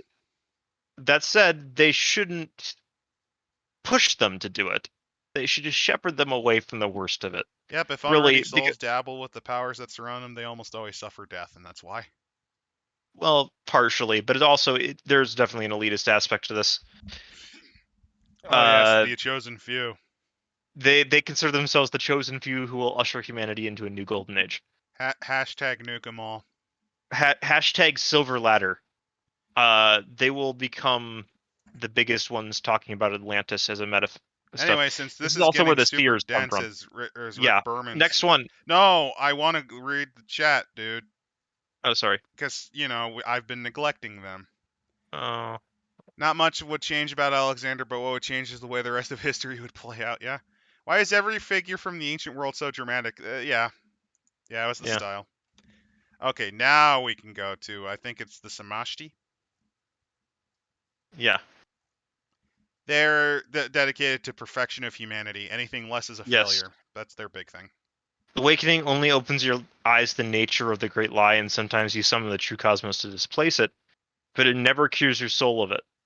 So basically, this is the start of what would become the guardians of the Veil, who basically see that magic is dangerous as fuck, and magi cannot be trusted with magic. Well, no one should. Yes, so basically they decide to, if there is someone who is doing something wrong with magic, they will also violate the rules to kill them so that the damage can be mitigated. I'm not going to lie, I think Rug Werewolf had it right. Yeah, so essentially they also say that they literally go out of their way to try to hide magic from humanity, mostly because they see it as incredibly dangerous for everyone, including themselves. Oh yeah, doesn't collective sleeper experiences not only create nemesis, as they call it, but doesn't it also destroy things over time by decay? Yes. So, again, the Guardians kind of have one of the the better philosophies, which is that magic is fucking dangerous, and And it we is. really shouldn't be using it as a toy. Major, They most actually, adherents hide their belief. yes, because imagine being a magic person who says that we shouldn't use magic, but also not being crazy. Which there are certain mages who are incredibly crazy about There's being mages, and they also want to destroy it. there's also like set worshippers, Yes, apparently. among them, there's definitely a lot of these guys will talk about like the fact that they're kind of sinister because they will kill other magi for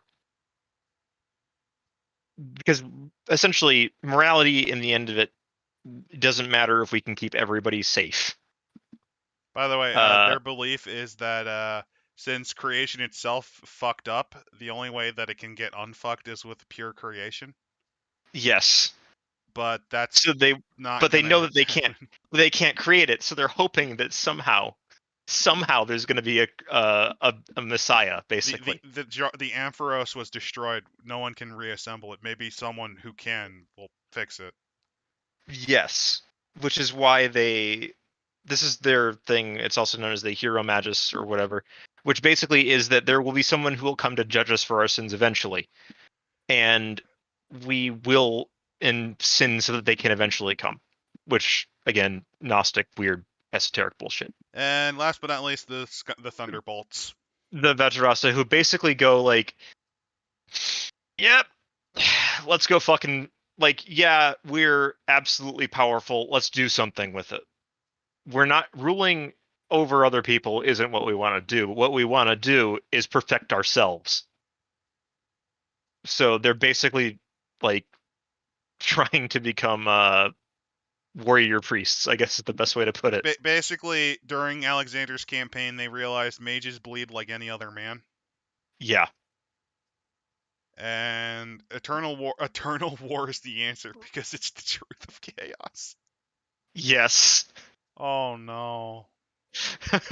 They chill a lot in the later eras where they decide But they're that literally a cult of the blood god. right now they kind of are, yes. Now, that said, And they then there's do the eventually. Ajivaki, the no school of living.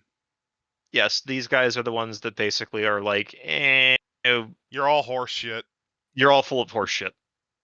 This will become what later becomes the Nameless Orders and eventually the Free Council, which is just a collection of Nameless Orders that basically decided to throw in with the Pentacle. The next bit is the Great Cults, which are basically just ideas behind how magic works. These go away very soon. Yes, these get absorbed into the nascent The beliefs, yeah. Mhm. You got the Arcadian mysteries, which actually I think are based on many of on the mystery cults of Greece. Yes, that's what they are exactly.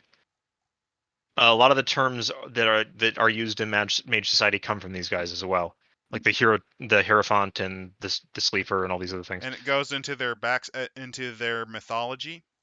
Yes, and their oblations, which The way is their basically how they. organization works, they use secret signs and Yeah. myth. Set degrees as a sorcerer rises through the ranks. You learn new invocations from everywhere. The sorcerer knows the songs and gestures of high ranks need to be obeyed. They literally have their own cool gang hand sign. Yeah, they do. There's also the Tyrannoi. During the succession Which will crisis become. after Alexander's death, they see their chance to seize and rebuild the empire for awakened benefit. These are who will become the Seers of the Throne, basically. The ones who will serve the Exarchs, because the lie is great. Basically, their philosophy is that, like, instead of trying to transcend reality, fuck that. I'm going to use my magical powers and get something out of this. Basically, why try to transcend reality when we can just make reality our bitch? No, more like when we can just profit off of reality. Like, the thing is, you got to remember that the Exarchs don't want anyone to ascend, and they think that, well, the Exarchs are on the winning side, so we're going to side with them. So I'm not gonna lie, I kind of hate the Shadow General bullshit. That's very old. It is very old world, and Fucking it's the worst part. garbage. As I think I mentioned it, there's parts of this that are awful. This is fucking garbage. I would throw this It's out. a cool setting. It's just that there's a lot of stuff that bogs it down. Yeah, like we've been doing this for almost 2 hours, and we're still got some time. We've It's still fun. got some stuff going through. So they'll go through into the So other anyway, bits of for those of you who don't like and then the supernatural creature in the hidden world was behind it all along, throw this piece of shit out of the down in the toilet. yeah. Like I can understand the Seers getting involved in the I can Diadochi Wars. understand mages getting involved. Yes, I understand that perfectly. But oh yes, they're behind the Diadochi, ignoring that they were all a bunch of ambitious generals who, since Yeah, there's no clear lineage and there's like some weak puppets who then die quickly, they're like, well, yeah, let's carve something before we get carved because look, this elder general I respected was killed by some guy who I didn't hate originally, but now I do because he killed my mentor. And this asshole who I thought was a friend tried to poison me behind my back, so fuck you, I'm gonna roll my own shit. yeah. And you can It's understand literally just Awakened. generals after generals finally airing grievances or causing grievances in the first place.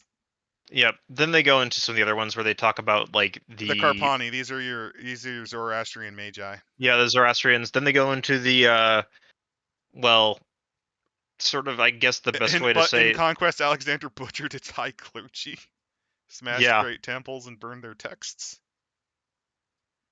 they were political competitors, of course. Yeah. And basically that's the thing. The current mages of Persia are the heretics of the old. They're the ones that were pushed out into the hinterlands. So it gets a little bit weird. Yeah, they're religious mages. Yes, they're very much in that sort of thing. The next one are the Hindu mystics. Yep, the naked guys. Yep. Actually, a Basically, decent. they're the ascetics that Buddha went to and thought they're full of that this doesn't fix suffering. This just makes you feel more holier than thou because you're suffering harder than the other idiots suffering. That was Buddha's issue with them. They're like, "Oh yeah, Yeah, you're taking pride in the suffering that you experience because you are suffering harder than these guys who are suffering." yeah. The future of these guys is actually kind of interesting in that a lot of what their philosophies on life and death will become part of what the orders get. It's weird, but there you go. Especially their teachings in terms of like how they perceive reality and the ways you use magic. And here's one of them looking across the mirror at a skull. Yep. Holding a lotus. And then The last next but not least, the old Egyptian priests. are they the last? Yeah, they're the last. So the old Egyptian priests have this weird, creepy art here. Like this is a little bit out of place. But they talk a It little bit. fits. They worship the hidden one. Yeah, they basically talk about that. Yeah, they were the priesthood. They also talk about the mummy stuff, the Scorpion dynasty.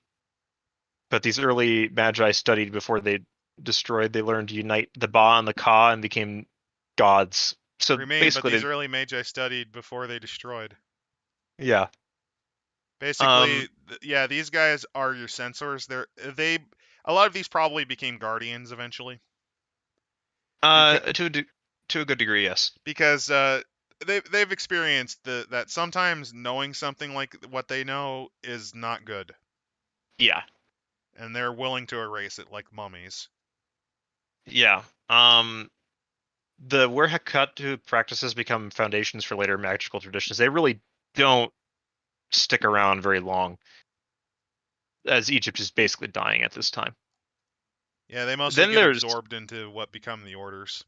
Then there's the witches on the outside, which is like the renegades, the barbarians and enemy witches. Also, those who cross over.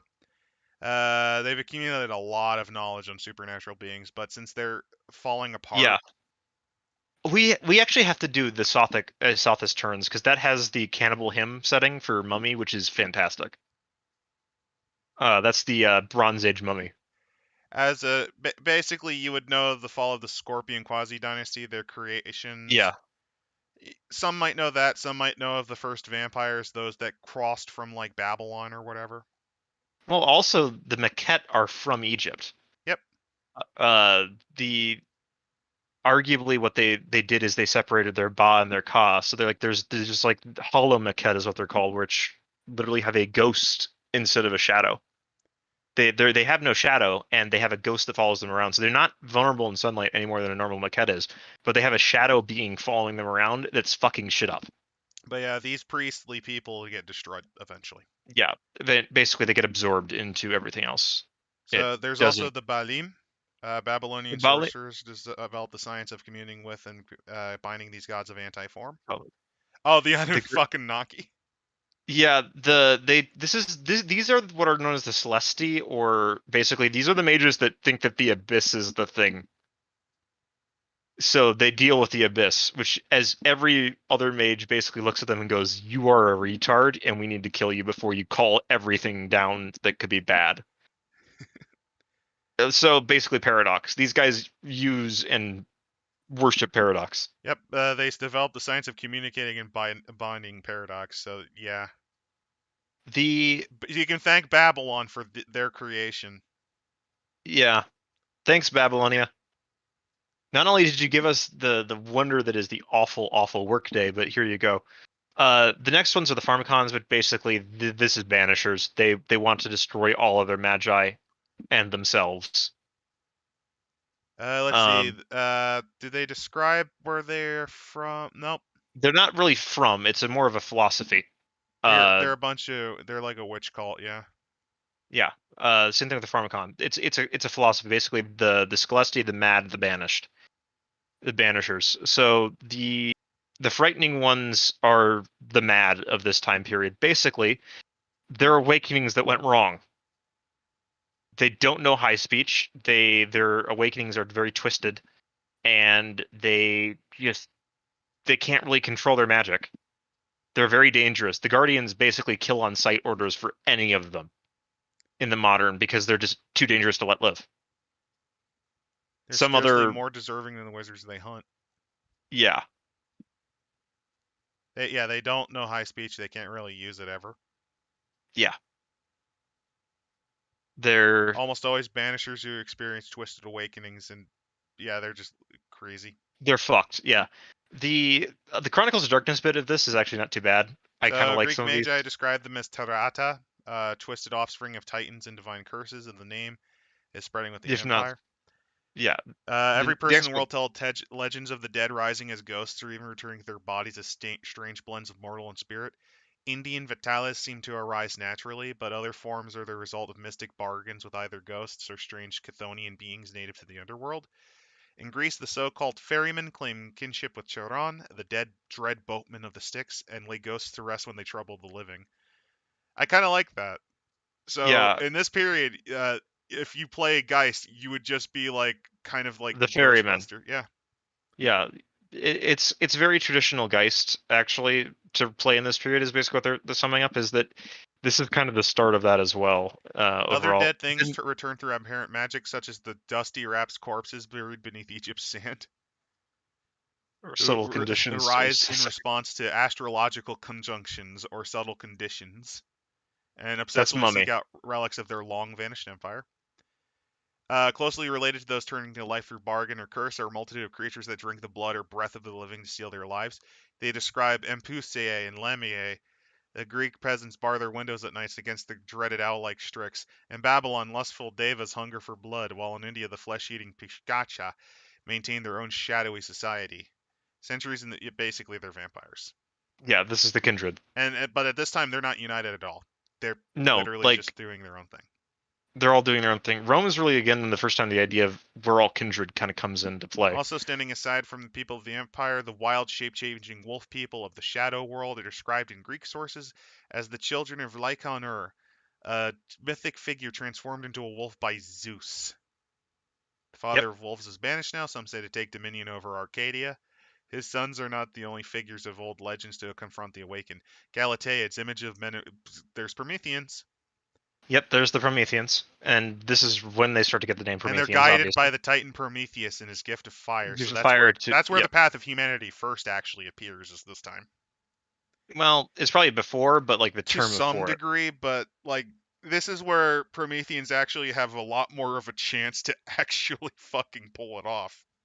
Yeah. Because Then of course the Grug Changelings. setting, they're fucked. They're fucked in Grug Mage, yeah. The next one are the Changelings, basically those that have escaped Dionysian revels or the courts of the Rakshasa. These poor wretches born of malignant spirits, stealing human children, travelers, and others who will not be missed. I like that. Finally, other less humanoid monsters dwell now in the deepest parts of the Temenoid, the dream realm. The Gorgons, the Hydras, the Cyclopses, and other great beasts sometimes take human form and venture Because out they have into to the world of reference men. beast. It's They have to contractually reference obligated. beast. It's contractually obligated, and so they get the least amount of effort. Legacy, the Nagaraja. Yes. So remember the Nagaraja from Old World of Darkness and their ghost eating? Yeah. Remember the Tremere also kind of had their own thing? Mm-hmm. So Tremere in New World are actually a mage legacy that sort of got into vampirism to a degree. Yep. But they remain more mages, and instead of drinking blood, they decided the more efficient way of doing things was to steal souls. The Nagaraja also, well, they eat ghosts, right? Yep. We transcend the self by reveling in it. They're a young legacy normally aligned with the mantra Sadaki. They were ascetics who studied sleepers who lived as they did. They stayed a day or two behind their subjects, viewing them from afar with magic to determine if their techniques offered anything promising. So they were just like a bunch of mystic, like naked people stalking. Yeah, then they're following the Buddha, and then they're like, and then maybe they're lying about how they followed the Buddha to some degree. They starved themselves to the cusp of death until he accepted a donation of food. Yes. They'd given up and left, but when the sorcerer spied on him, they noticed while he took better care of his body, he continued to spend most of his time in deep meditation. Then they could no longer read his mind. They couldn't even find him. What the fuck is this? Of course, mind you, they're basically saying that, like, the Nagaraja are probably bullshitting about this. Yep, this is bullshit. They're reaping Buddhism in time. That they sort of became followers of the middle path is what they did. So their idea to transcend this, right? They had to obviously adopt and discard urges, which was logical, but that problem was it was still limited to the desires generated by itself. So the common origin of all feelings would move around and then fix themselves, and you'd have to do it all over again. So the natural solution would be to just rip your soul out. Yep, the journey made him what he was, experienced the extremes of existence. They decided to adopt practices they found useful and throw them away when they threatened to become attachment. So, see, what happened is, rather than take the discipline and experience that Buddha himself went through, because they decided they're to going, take a shortcut. Yeah, this is the shortcut to enlightenment. Basically, rip out their souls and then just experience what others do. Yes. Now, that said, they also will move souls around, which is, again, it fits a lot with how the Nagaraja were in Old World in many ways. Because they're soul eaters. They have to change their souls around. They'll swap them around, and like you might have a spare soul jar, like laying around in And case you whoever need to last swap used the around. soul as their own primary soul without experiencing soul loss conditions. Yeah, because that's the other thing. Because it's not their natural soul, it slowly decays. Yes. The Nagaraja will eventually become part of the Tremere. Mostly because the Tremere basically see themselves as the only magi who should be allowed to do anything with souls. So they'll hunt down almost any legacy that ever forms regarding souls or soul possession or like eating a ghost or something like that. Because to them, that's theirs. Nobody else can get that. The best part is that this order, when they become the Tremere, it's only after they get enslaved by vampires for a while. Yes, that's true. The vampires basically create the Tremere. So the Tremere got enslaved by vampires, and then so they figured out the way to break the vampiric hold on them was to rip out their own souls, and then they destroyed the vampire, and then they realized, fuck, we need to get more souls, and immortality is pretty great too. And then they realize, oh wait, we are immortal now, and then they realize, oh shit, because we ripped out our own souls to become immortal, we have to eat other souls.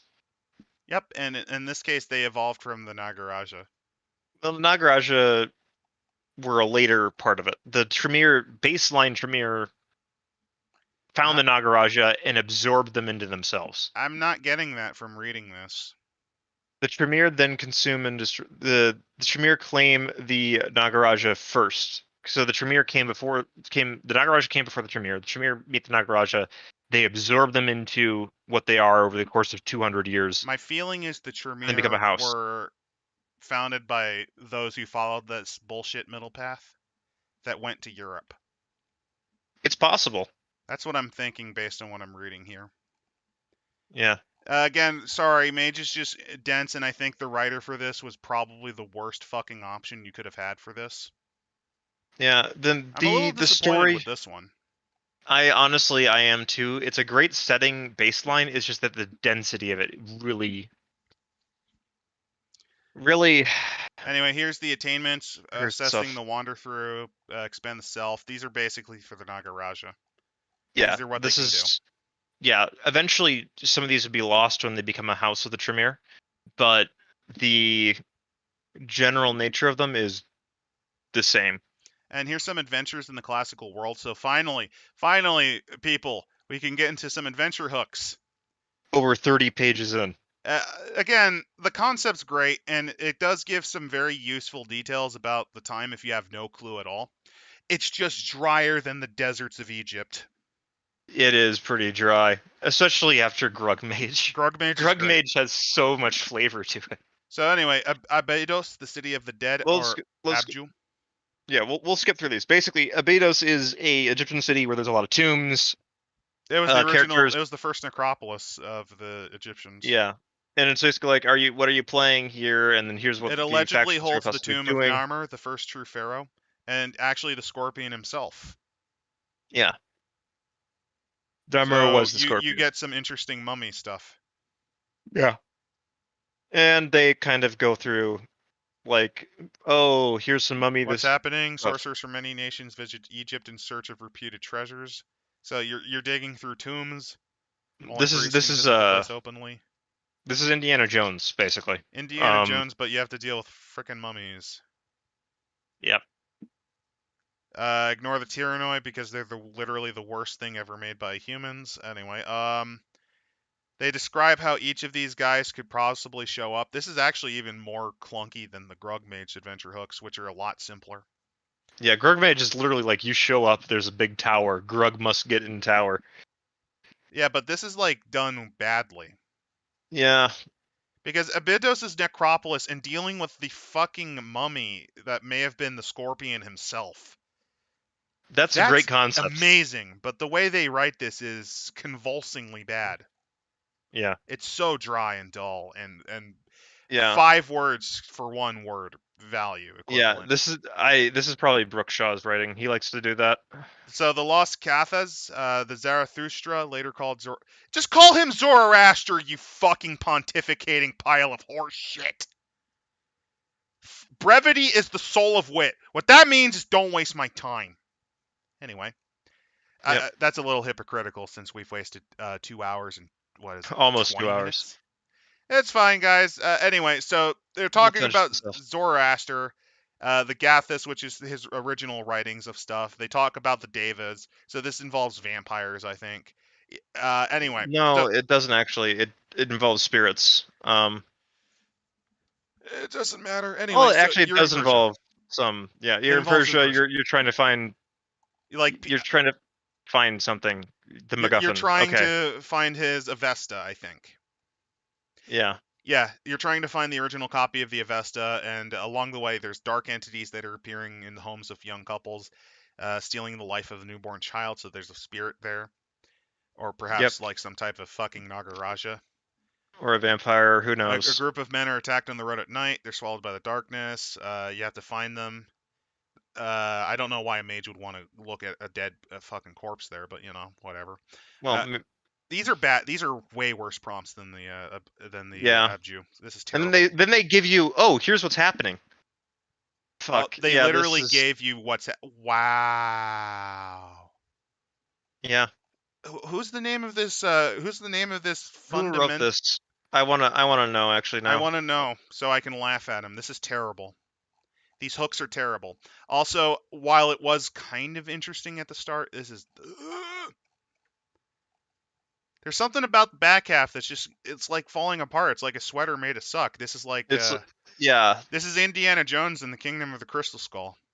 It's like, yeah, the start of it's pretty good, and then no. Then they fuck it Oh up. no. Yeah. So anyway, Like if you took the first half of the Crystal Skull and made it its own movie, it'd be I'd say you know the it'd be great. bicycle, you know the motorbike chase. That's actually Yeah. about on par with some of the ending scenes in the earlier movies. Yeah, like it's fantastic. The first half of that movie is fantastic. It's just that it falls I'd say apart. good, not fantastic, but it's good. And there's nice bits like honestly, the dynamics between old Ford and Shia LaBeouf actually work. Yeah. You're a, Like although there were parts where it's like, why did you use the bad take of part time? Yeah. Wait, Hold you're on. a teacher? I'm gonna Part time. part time. Part time. Yeah. So anyway, who are the characters? And he describes the characters.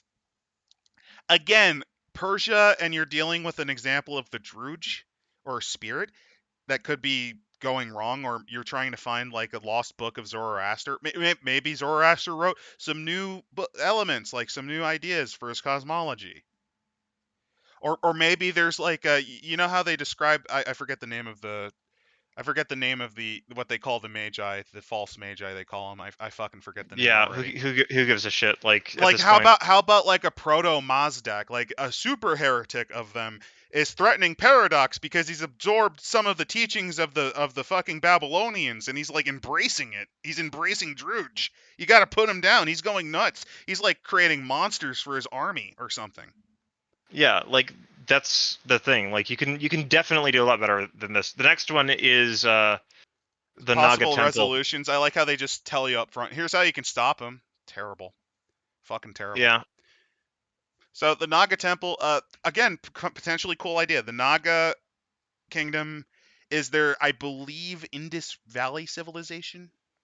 Yeah, the Naga Kingdom is basically like the Himalaya perfect place, like, you know. This is where Shangri-La is. Yeah, Shangri-La, thank you. The other bits with this is also pretty interesting, where they go into like, okay, so this is like Hindu legends. You could do some stuff from the Mahabharata. Yeah, potentially. Unfortunately, potentially interesting. They ruin it by giving you concrete characters and resolution. Death of Alexander. And they talk about Xenon. Like, who cares?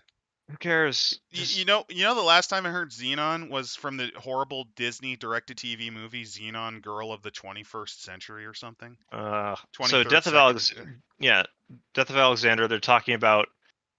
Possible. Okay, this is the thing that you came here. This is what you're waiting for. Well, they're going into that there were. Drank and entertained for weeks. Reveille was only broken by his son Nilus. His death was so sudden they had a hard time believing it was true at first. Inheritance, though his wife was pregnant at the time of his death, which makes his death more tragic, is the power struggle that causes awakened advisors to delay giving assistance until it was too late. How magical. His magical advisors are the ones that had to. Oh God. Yeah. Oh, this is terrible. This is the worst one. Now, that said, what is happening is basically like the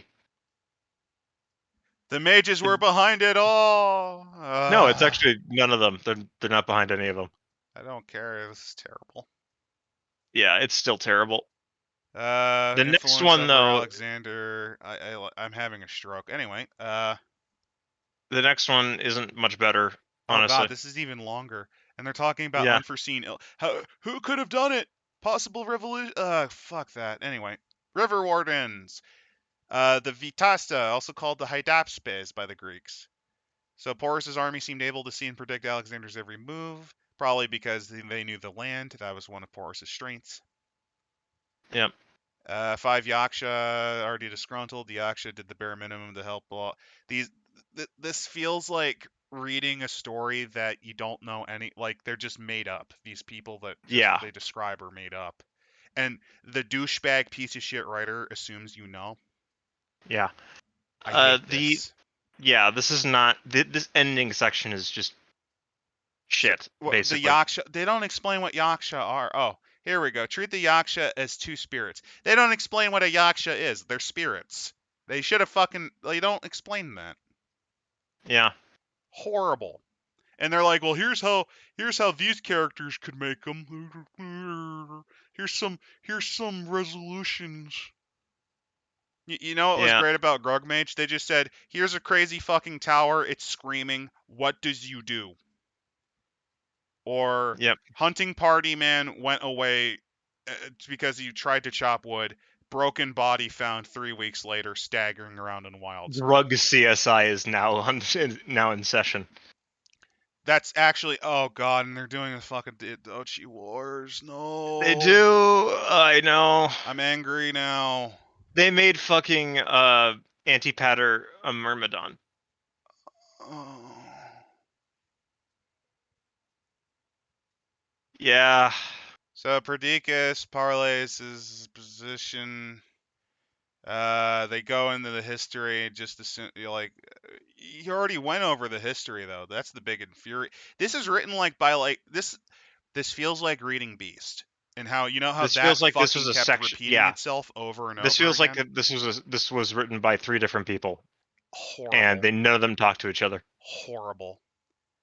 Now, and this is depressing because great concept, great setting, great concept. I want to note that the Myrmidons are actually an interesting proximi line, which is that they have the they are basically they're warriors that have to obey an order or they lose their souls. You say that's interesting, but I'm busy looking at the worst what is happening, which is talking about how they were truly behind it all. Yeah, I know. It's awful. Look at it. Look at this. I've read it. I read through this before. We went through this so I could remind myself again, and then like. Well, no. Here's the thing. You did that, but even you right now are surprised at how bad this got because I don't think you fully remembered this section. I wiped it from my brain with alcohol. Like, I guess you remembered the Tyrannoid because you said, for those wondering, pre-stream, Techpriest and I were kind of talking a little bit about random stuff. We actually talked about some really interesting stuff, like Aztec stuff, because Skin Changer is going to be interesting.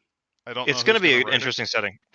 But anyway, he warns ahead of time. He doesn't say exactly what was going to be bad, but he said there was a part that I was going to hate. And on the one hand, I don't mind it when occasionally the secret society causes something. Like, if it was just that the Tyrannoi were in the shadows manipulating the Diadochi, that'd be okay. That'd be like fair. if it's just or, that. Or like, let's say a demon creates the tulip bubble. Yeah, like I can see like that being an a demon plot. Come on. Like an occasional, like this weird thing happened, and this is the cause. Or Jack the Ripper was a changeling, or whatever. Like, that's fine. Fair. Like nobody that. Or Tunguska was the result of Paradox going horribly wrong because I think it was a God Machine failure. Or God Machine failure. That's fine. Because they're just like random weird events. Yeah, it's but not if critical. They're behind like everything. Yeah, that's this part was of the problem with Seers. old World of Darkness. Because the Seers are basically the technocracy again. The Seers have way too much influence in modern Mage, basically. And it's terrible. And I would probably throw them out. There's a reason why a lot of...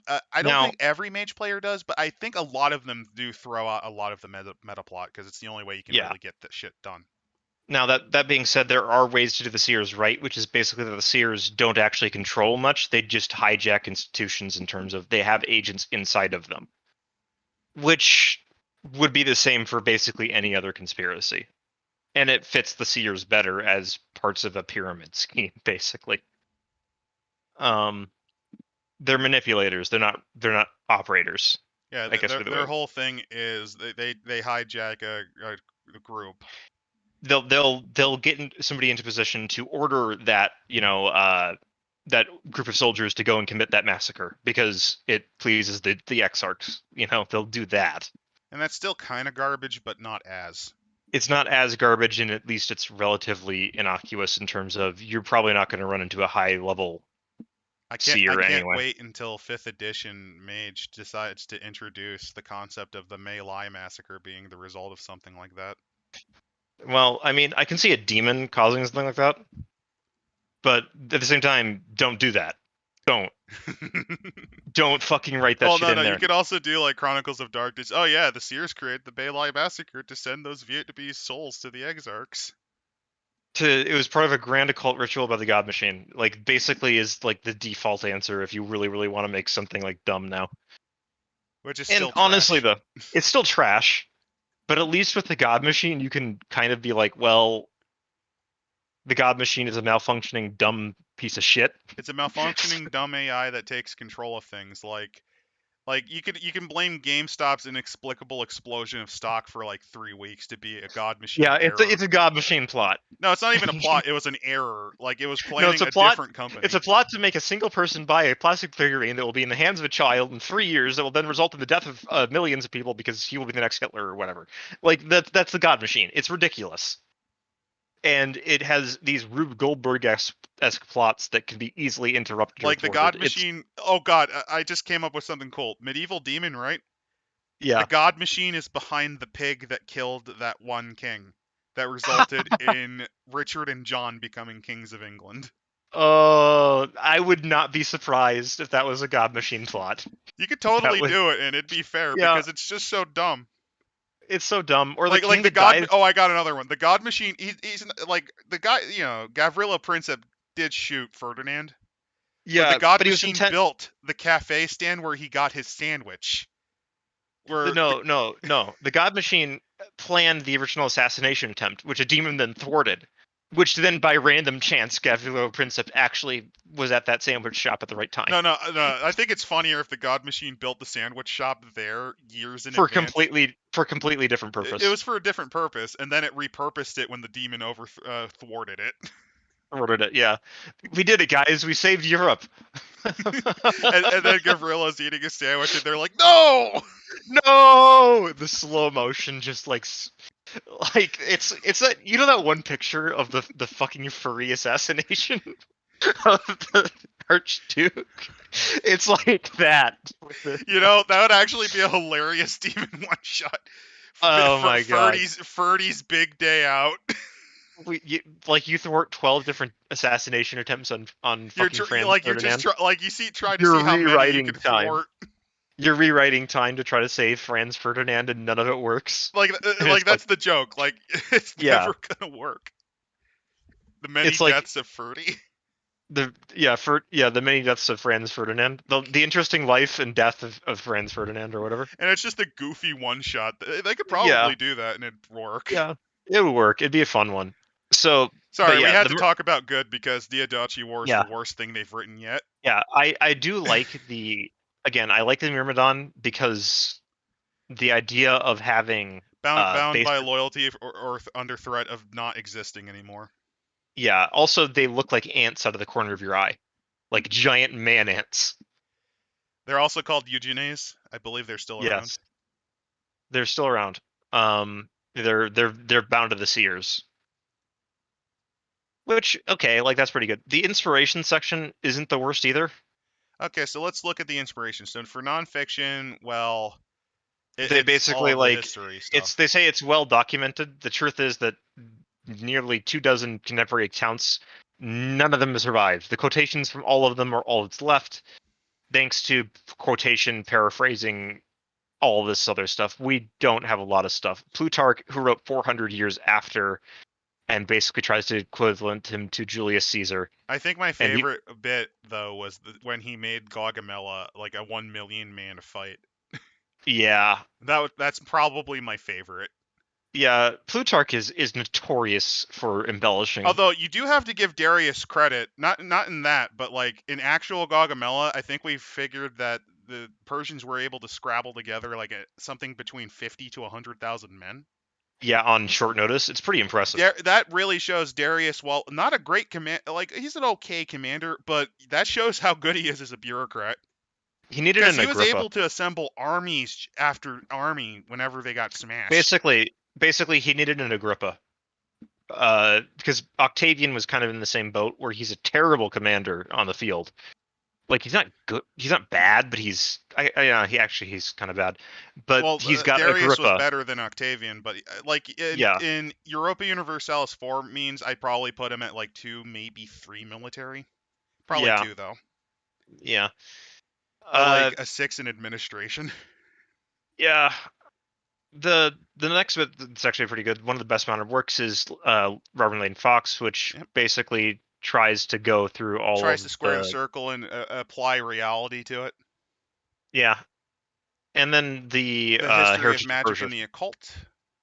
Dialogues Not of bad. Plato The and Plato Corpus Aristolicum, which I again like. pretty I decent. like that. Yeah, they're like okay, yeah, Maybe incorporate a couple more, but that's fine, honestly. that's a pretty good basic. The fiction ones are also pretty Oliver interesting. Stone's Alexander, not bad, good pick. It flopped, but like the The final Soldier cut Cycle, version is which much I've better. never really read.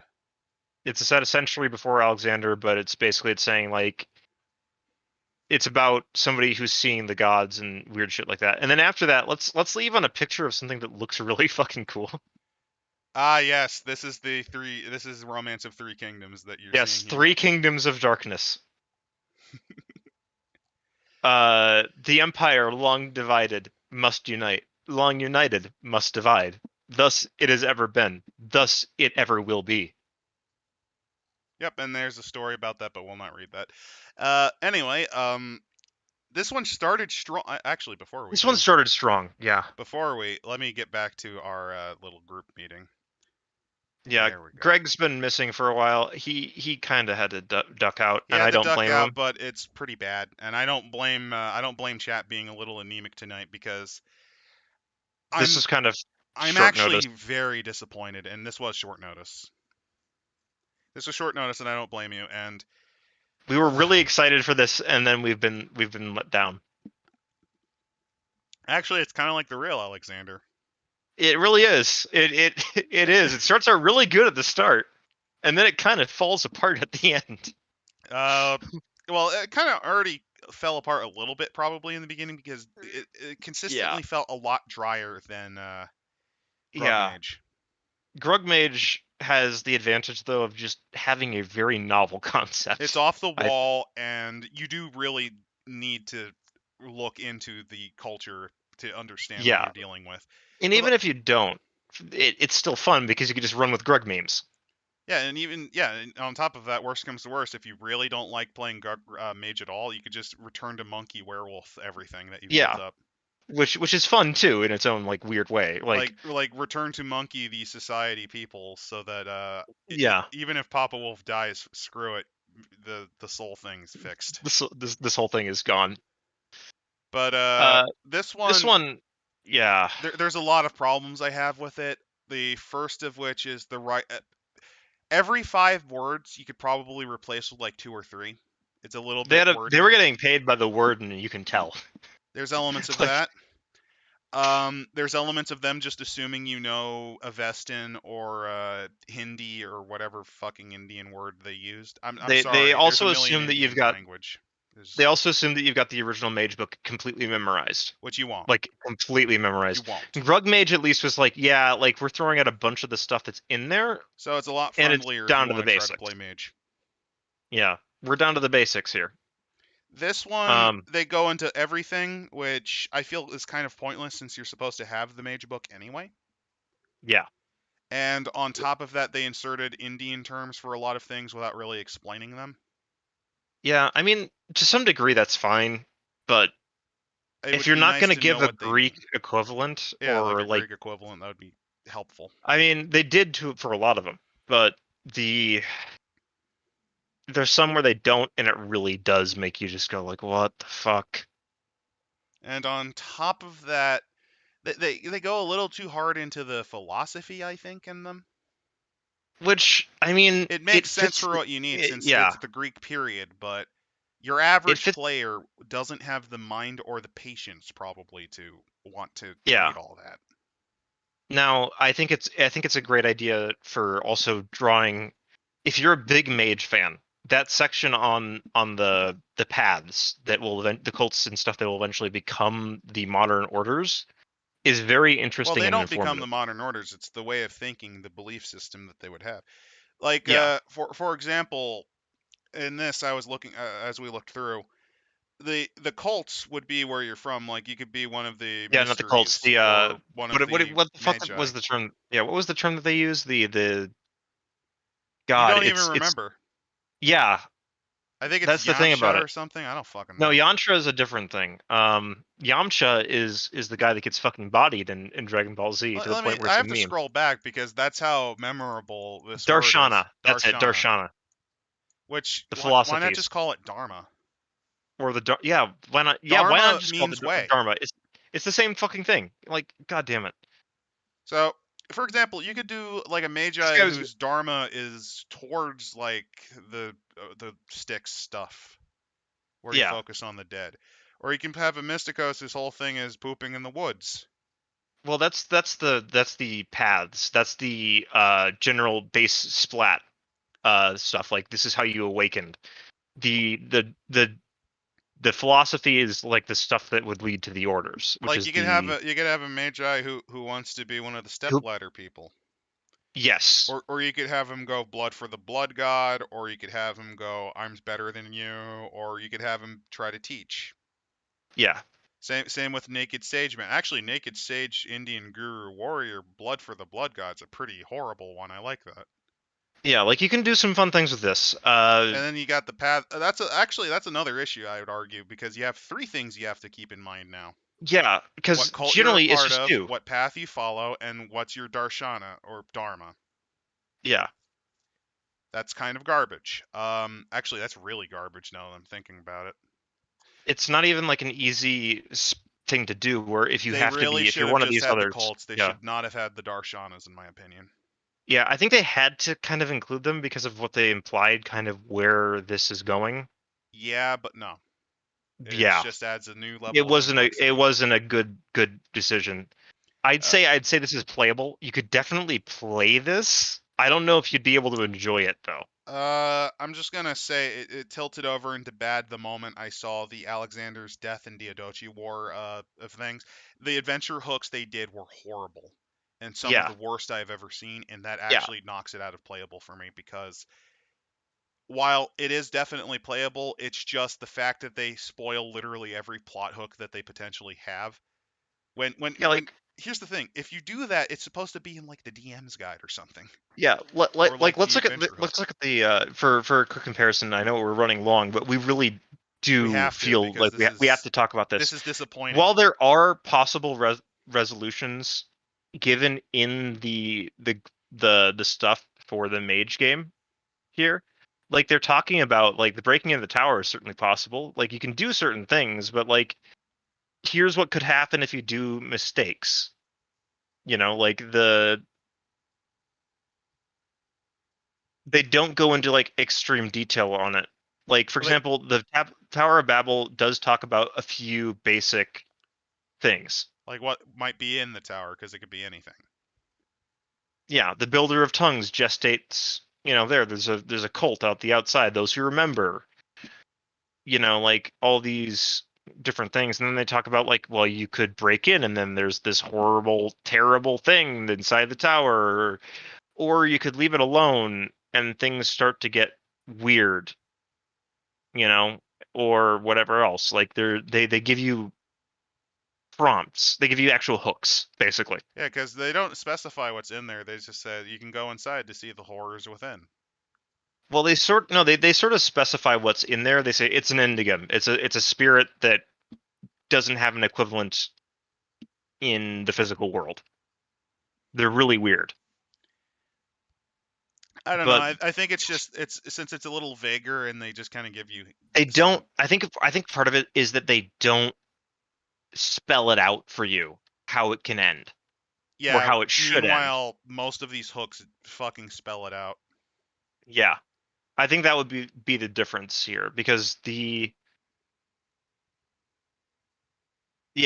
a lot of these like give you, oh, you should do this if this happens, or go with this, like, or specify who your characters are. The Tomb City. That's amazing. Cool idea. I like it. Great idea. Explaining to me what's there and how to fix it. Oh. Like, then who are the characters? And I have to know these horrible NPCs. Really? Okay. Yeah. Alexander's death. I have to know these bumbos. Yeah. Meanwhile, in the mage thing, the only defined NPCs with names, there's just one, and that's from one of them, and you could probably just ignore that. one because the Tower of Babel is just too good. Why would you not use this one? It's great. I mean, I'd use it in this setting because I'd hey, use it in any setting. It's a fun one. so yeah, I think because of the way they handled adventure hooks, the fact that it's another level of complexity you have to track, and Mage is already very hard to wrap your head around. Yeah, I just have to say it's bad. I can understand that. I have to say it's playable because I feel that the base mechanics are fine. Well, the base Do you think mechanics that? are from another game. That's why. Well, yeah. I mean, I'm considering in there that as part of it. The Nagaraja as a legacy are really good. I think that they did a great job with the Chronicles specifying what else is kind of going on. I think that the concepts behind the philosophies are good enough. Like there's problems, yeah, but I don't think that it's enough to To completely me, sink it's the the ship. fact that the ending is so. If you called That's me where, after like a few hours after, I probably would elevate it to playable yeah, the because ending there's is enough definitely, quality in here.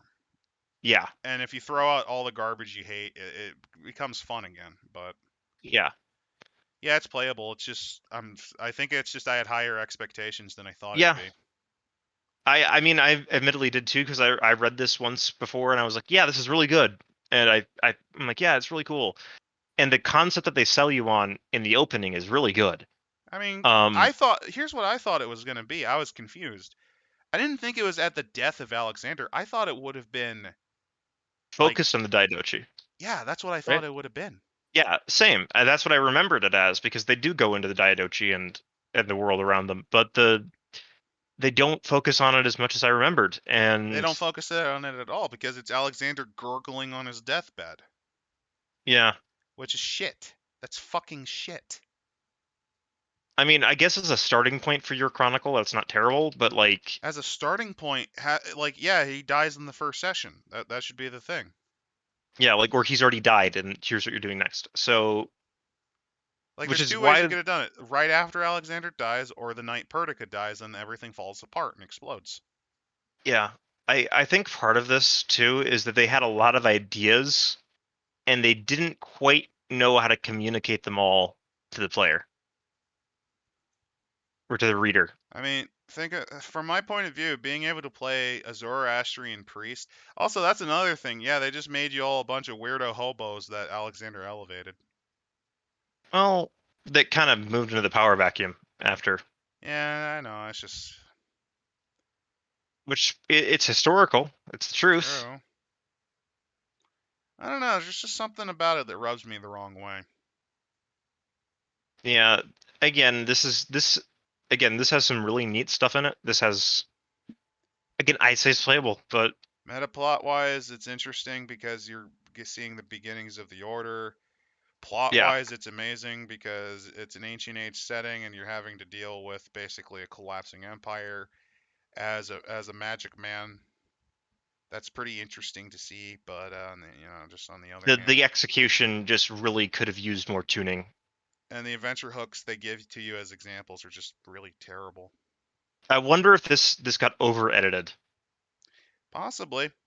I would not be surprised if this got over edited compared to Grug Mage. Also, they didn't do anything involving the steps, which is a big disappointment. Yeah, that is a bit of a miss. Also, another big fucking miss is the Greek city-state stuff. They missed the Yeah, thing there. they were focusing more on the central part of the empire. Which admittedly is what I would do, but It's where most of the people are. It's where like all the really important developments of this age is around the Iranian plateau into India, Egypt, and Anatolia. That's kind of what the important parts are, really. it's just, I don't know. It's just the back half was so much worse than I thought it would have I been. know. I know. So final score, Greg has a did not finish, so we're just gonna say that Maybe he thought it was uh good until that point. yeah, we're not gonna give him we're just gonna give him a DNF on that one. Did not finish. The He I'm grades an saying it's playable. NPC. And Yeah, and I'm giving it a low playable because Mage is already kind of hard to get into. yeah. They add another level of abstraction, which I think might be a turnoff to some of you.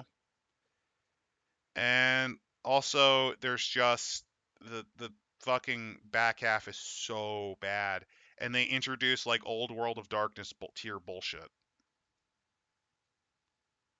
Like the Tyranoi becoming eventually the what were the Seekers or whatever. The Seers of the Throne. Seers. That's horseshit. Then again, I've never been a fan of the mage metaplot, to be honest. Yeah. There's just something about it that always kind of like, eh. Wow, I'm really losing a lot of energy here. Nice. Yeah. At the end of it, it's the Nagaraj have gotten to you, I guess. They've taken your soul and swapped it for a worn out one. Oh no. Anyway, Oh I think no. we're Anyway. gonna... Yep. So next up would be Three Kingdoms, which I can guarantee is probably going to be much more enjoyable. Changeling and I forget what the other one is. Geist. Changeling and Geist. Also the art for the intro. Yeah, Let me just look at that. Yeah, let me just take y'all back just to see it one more time. I think none of you. I don't blame you for ditching. For tuning in. Yeah. Look at that art. Look at that. Skinless bull man. Skinless bull man, flaming horse guy, man with knife. And Dynasty Warriors characters. And Dynasty Warriors character fighting old man in front of flaming body. And that's just weird ass shit, man. There we go. That's your tantalizing thing of next time we cover this book, which might be a while since, you know. Might be next week, might be later. Who knows?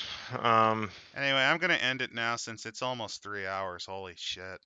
Yeah, this was a very dense one. Alexander was a lot denser than I thought it'd be. I tried to speed it up too. That's horrible. I did. I know. That's just how fucking dense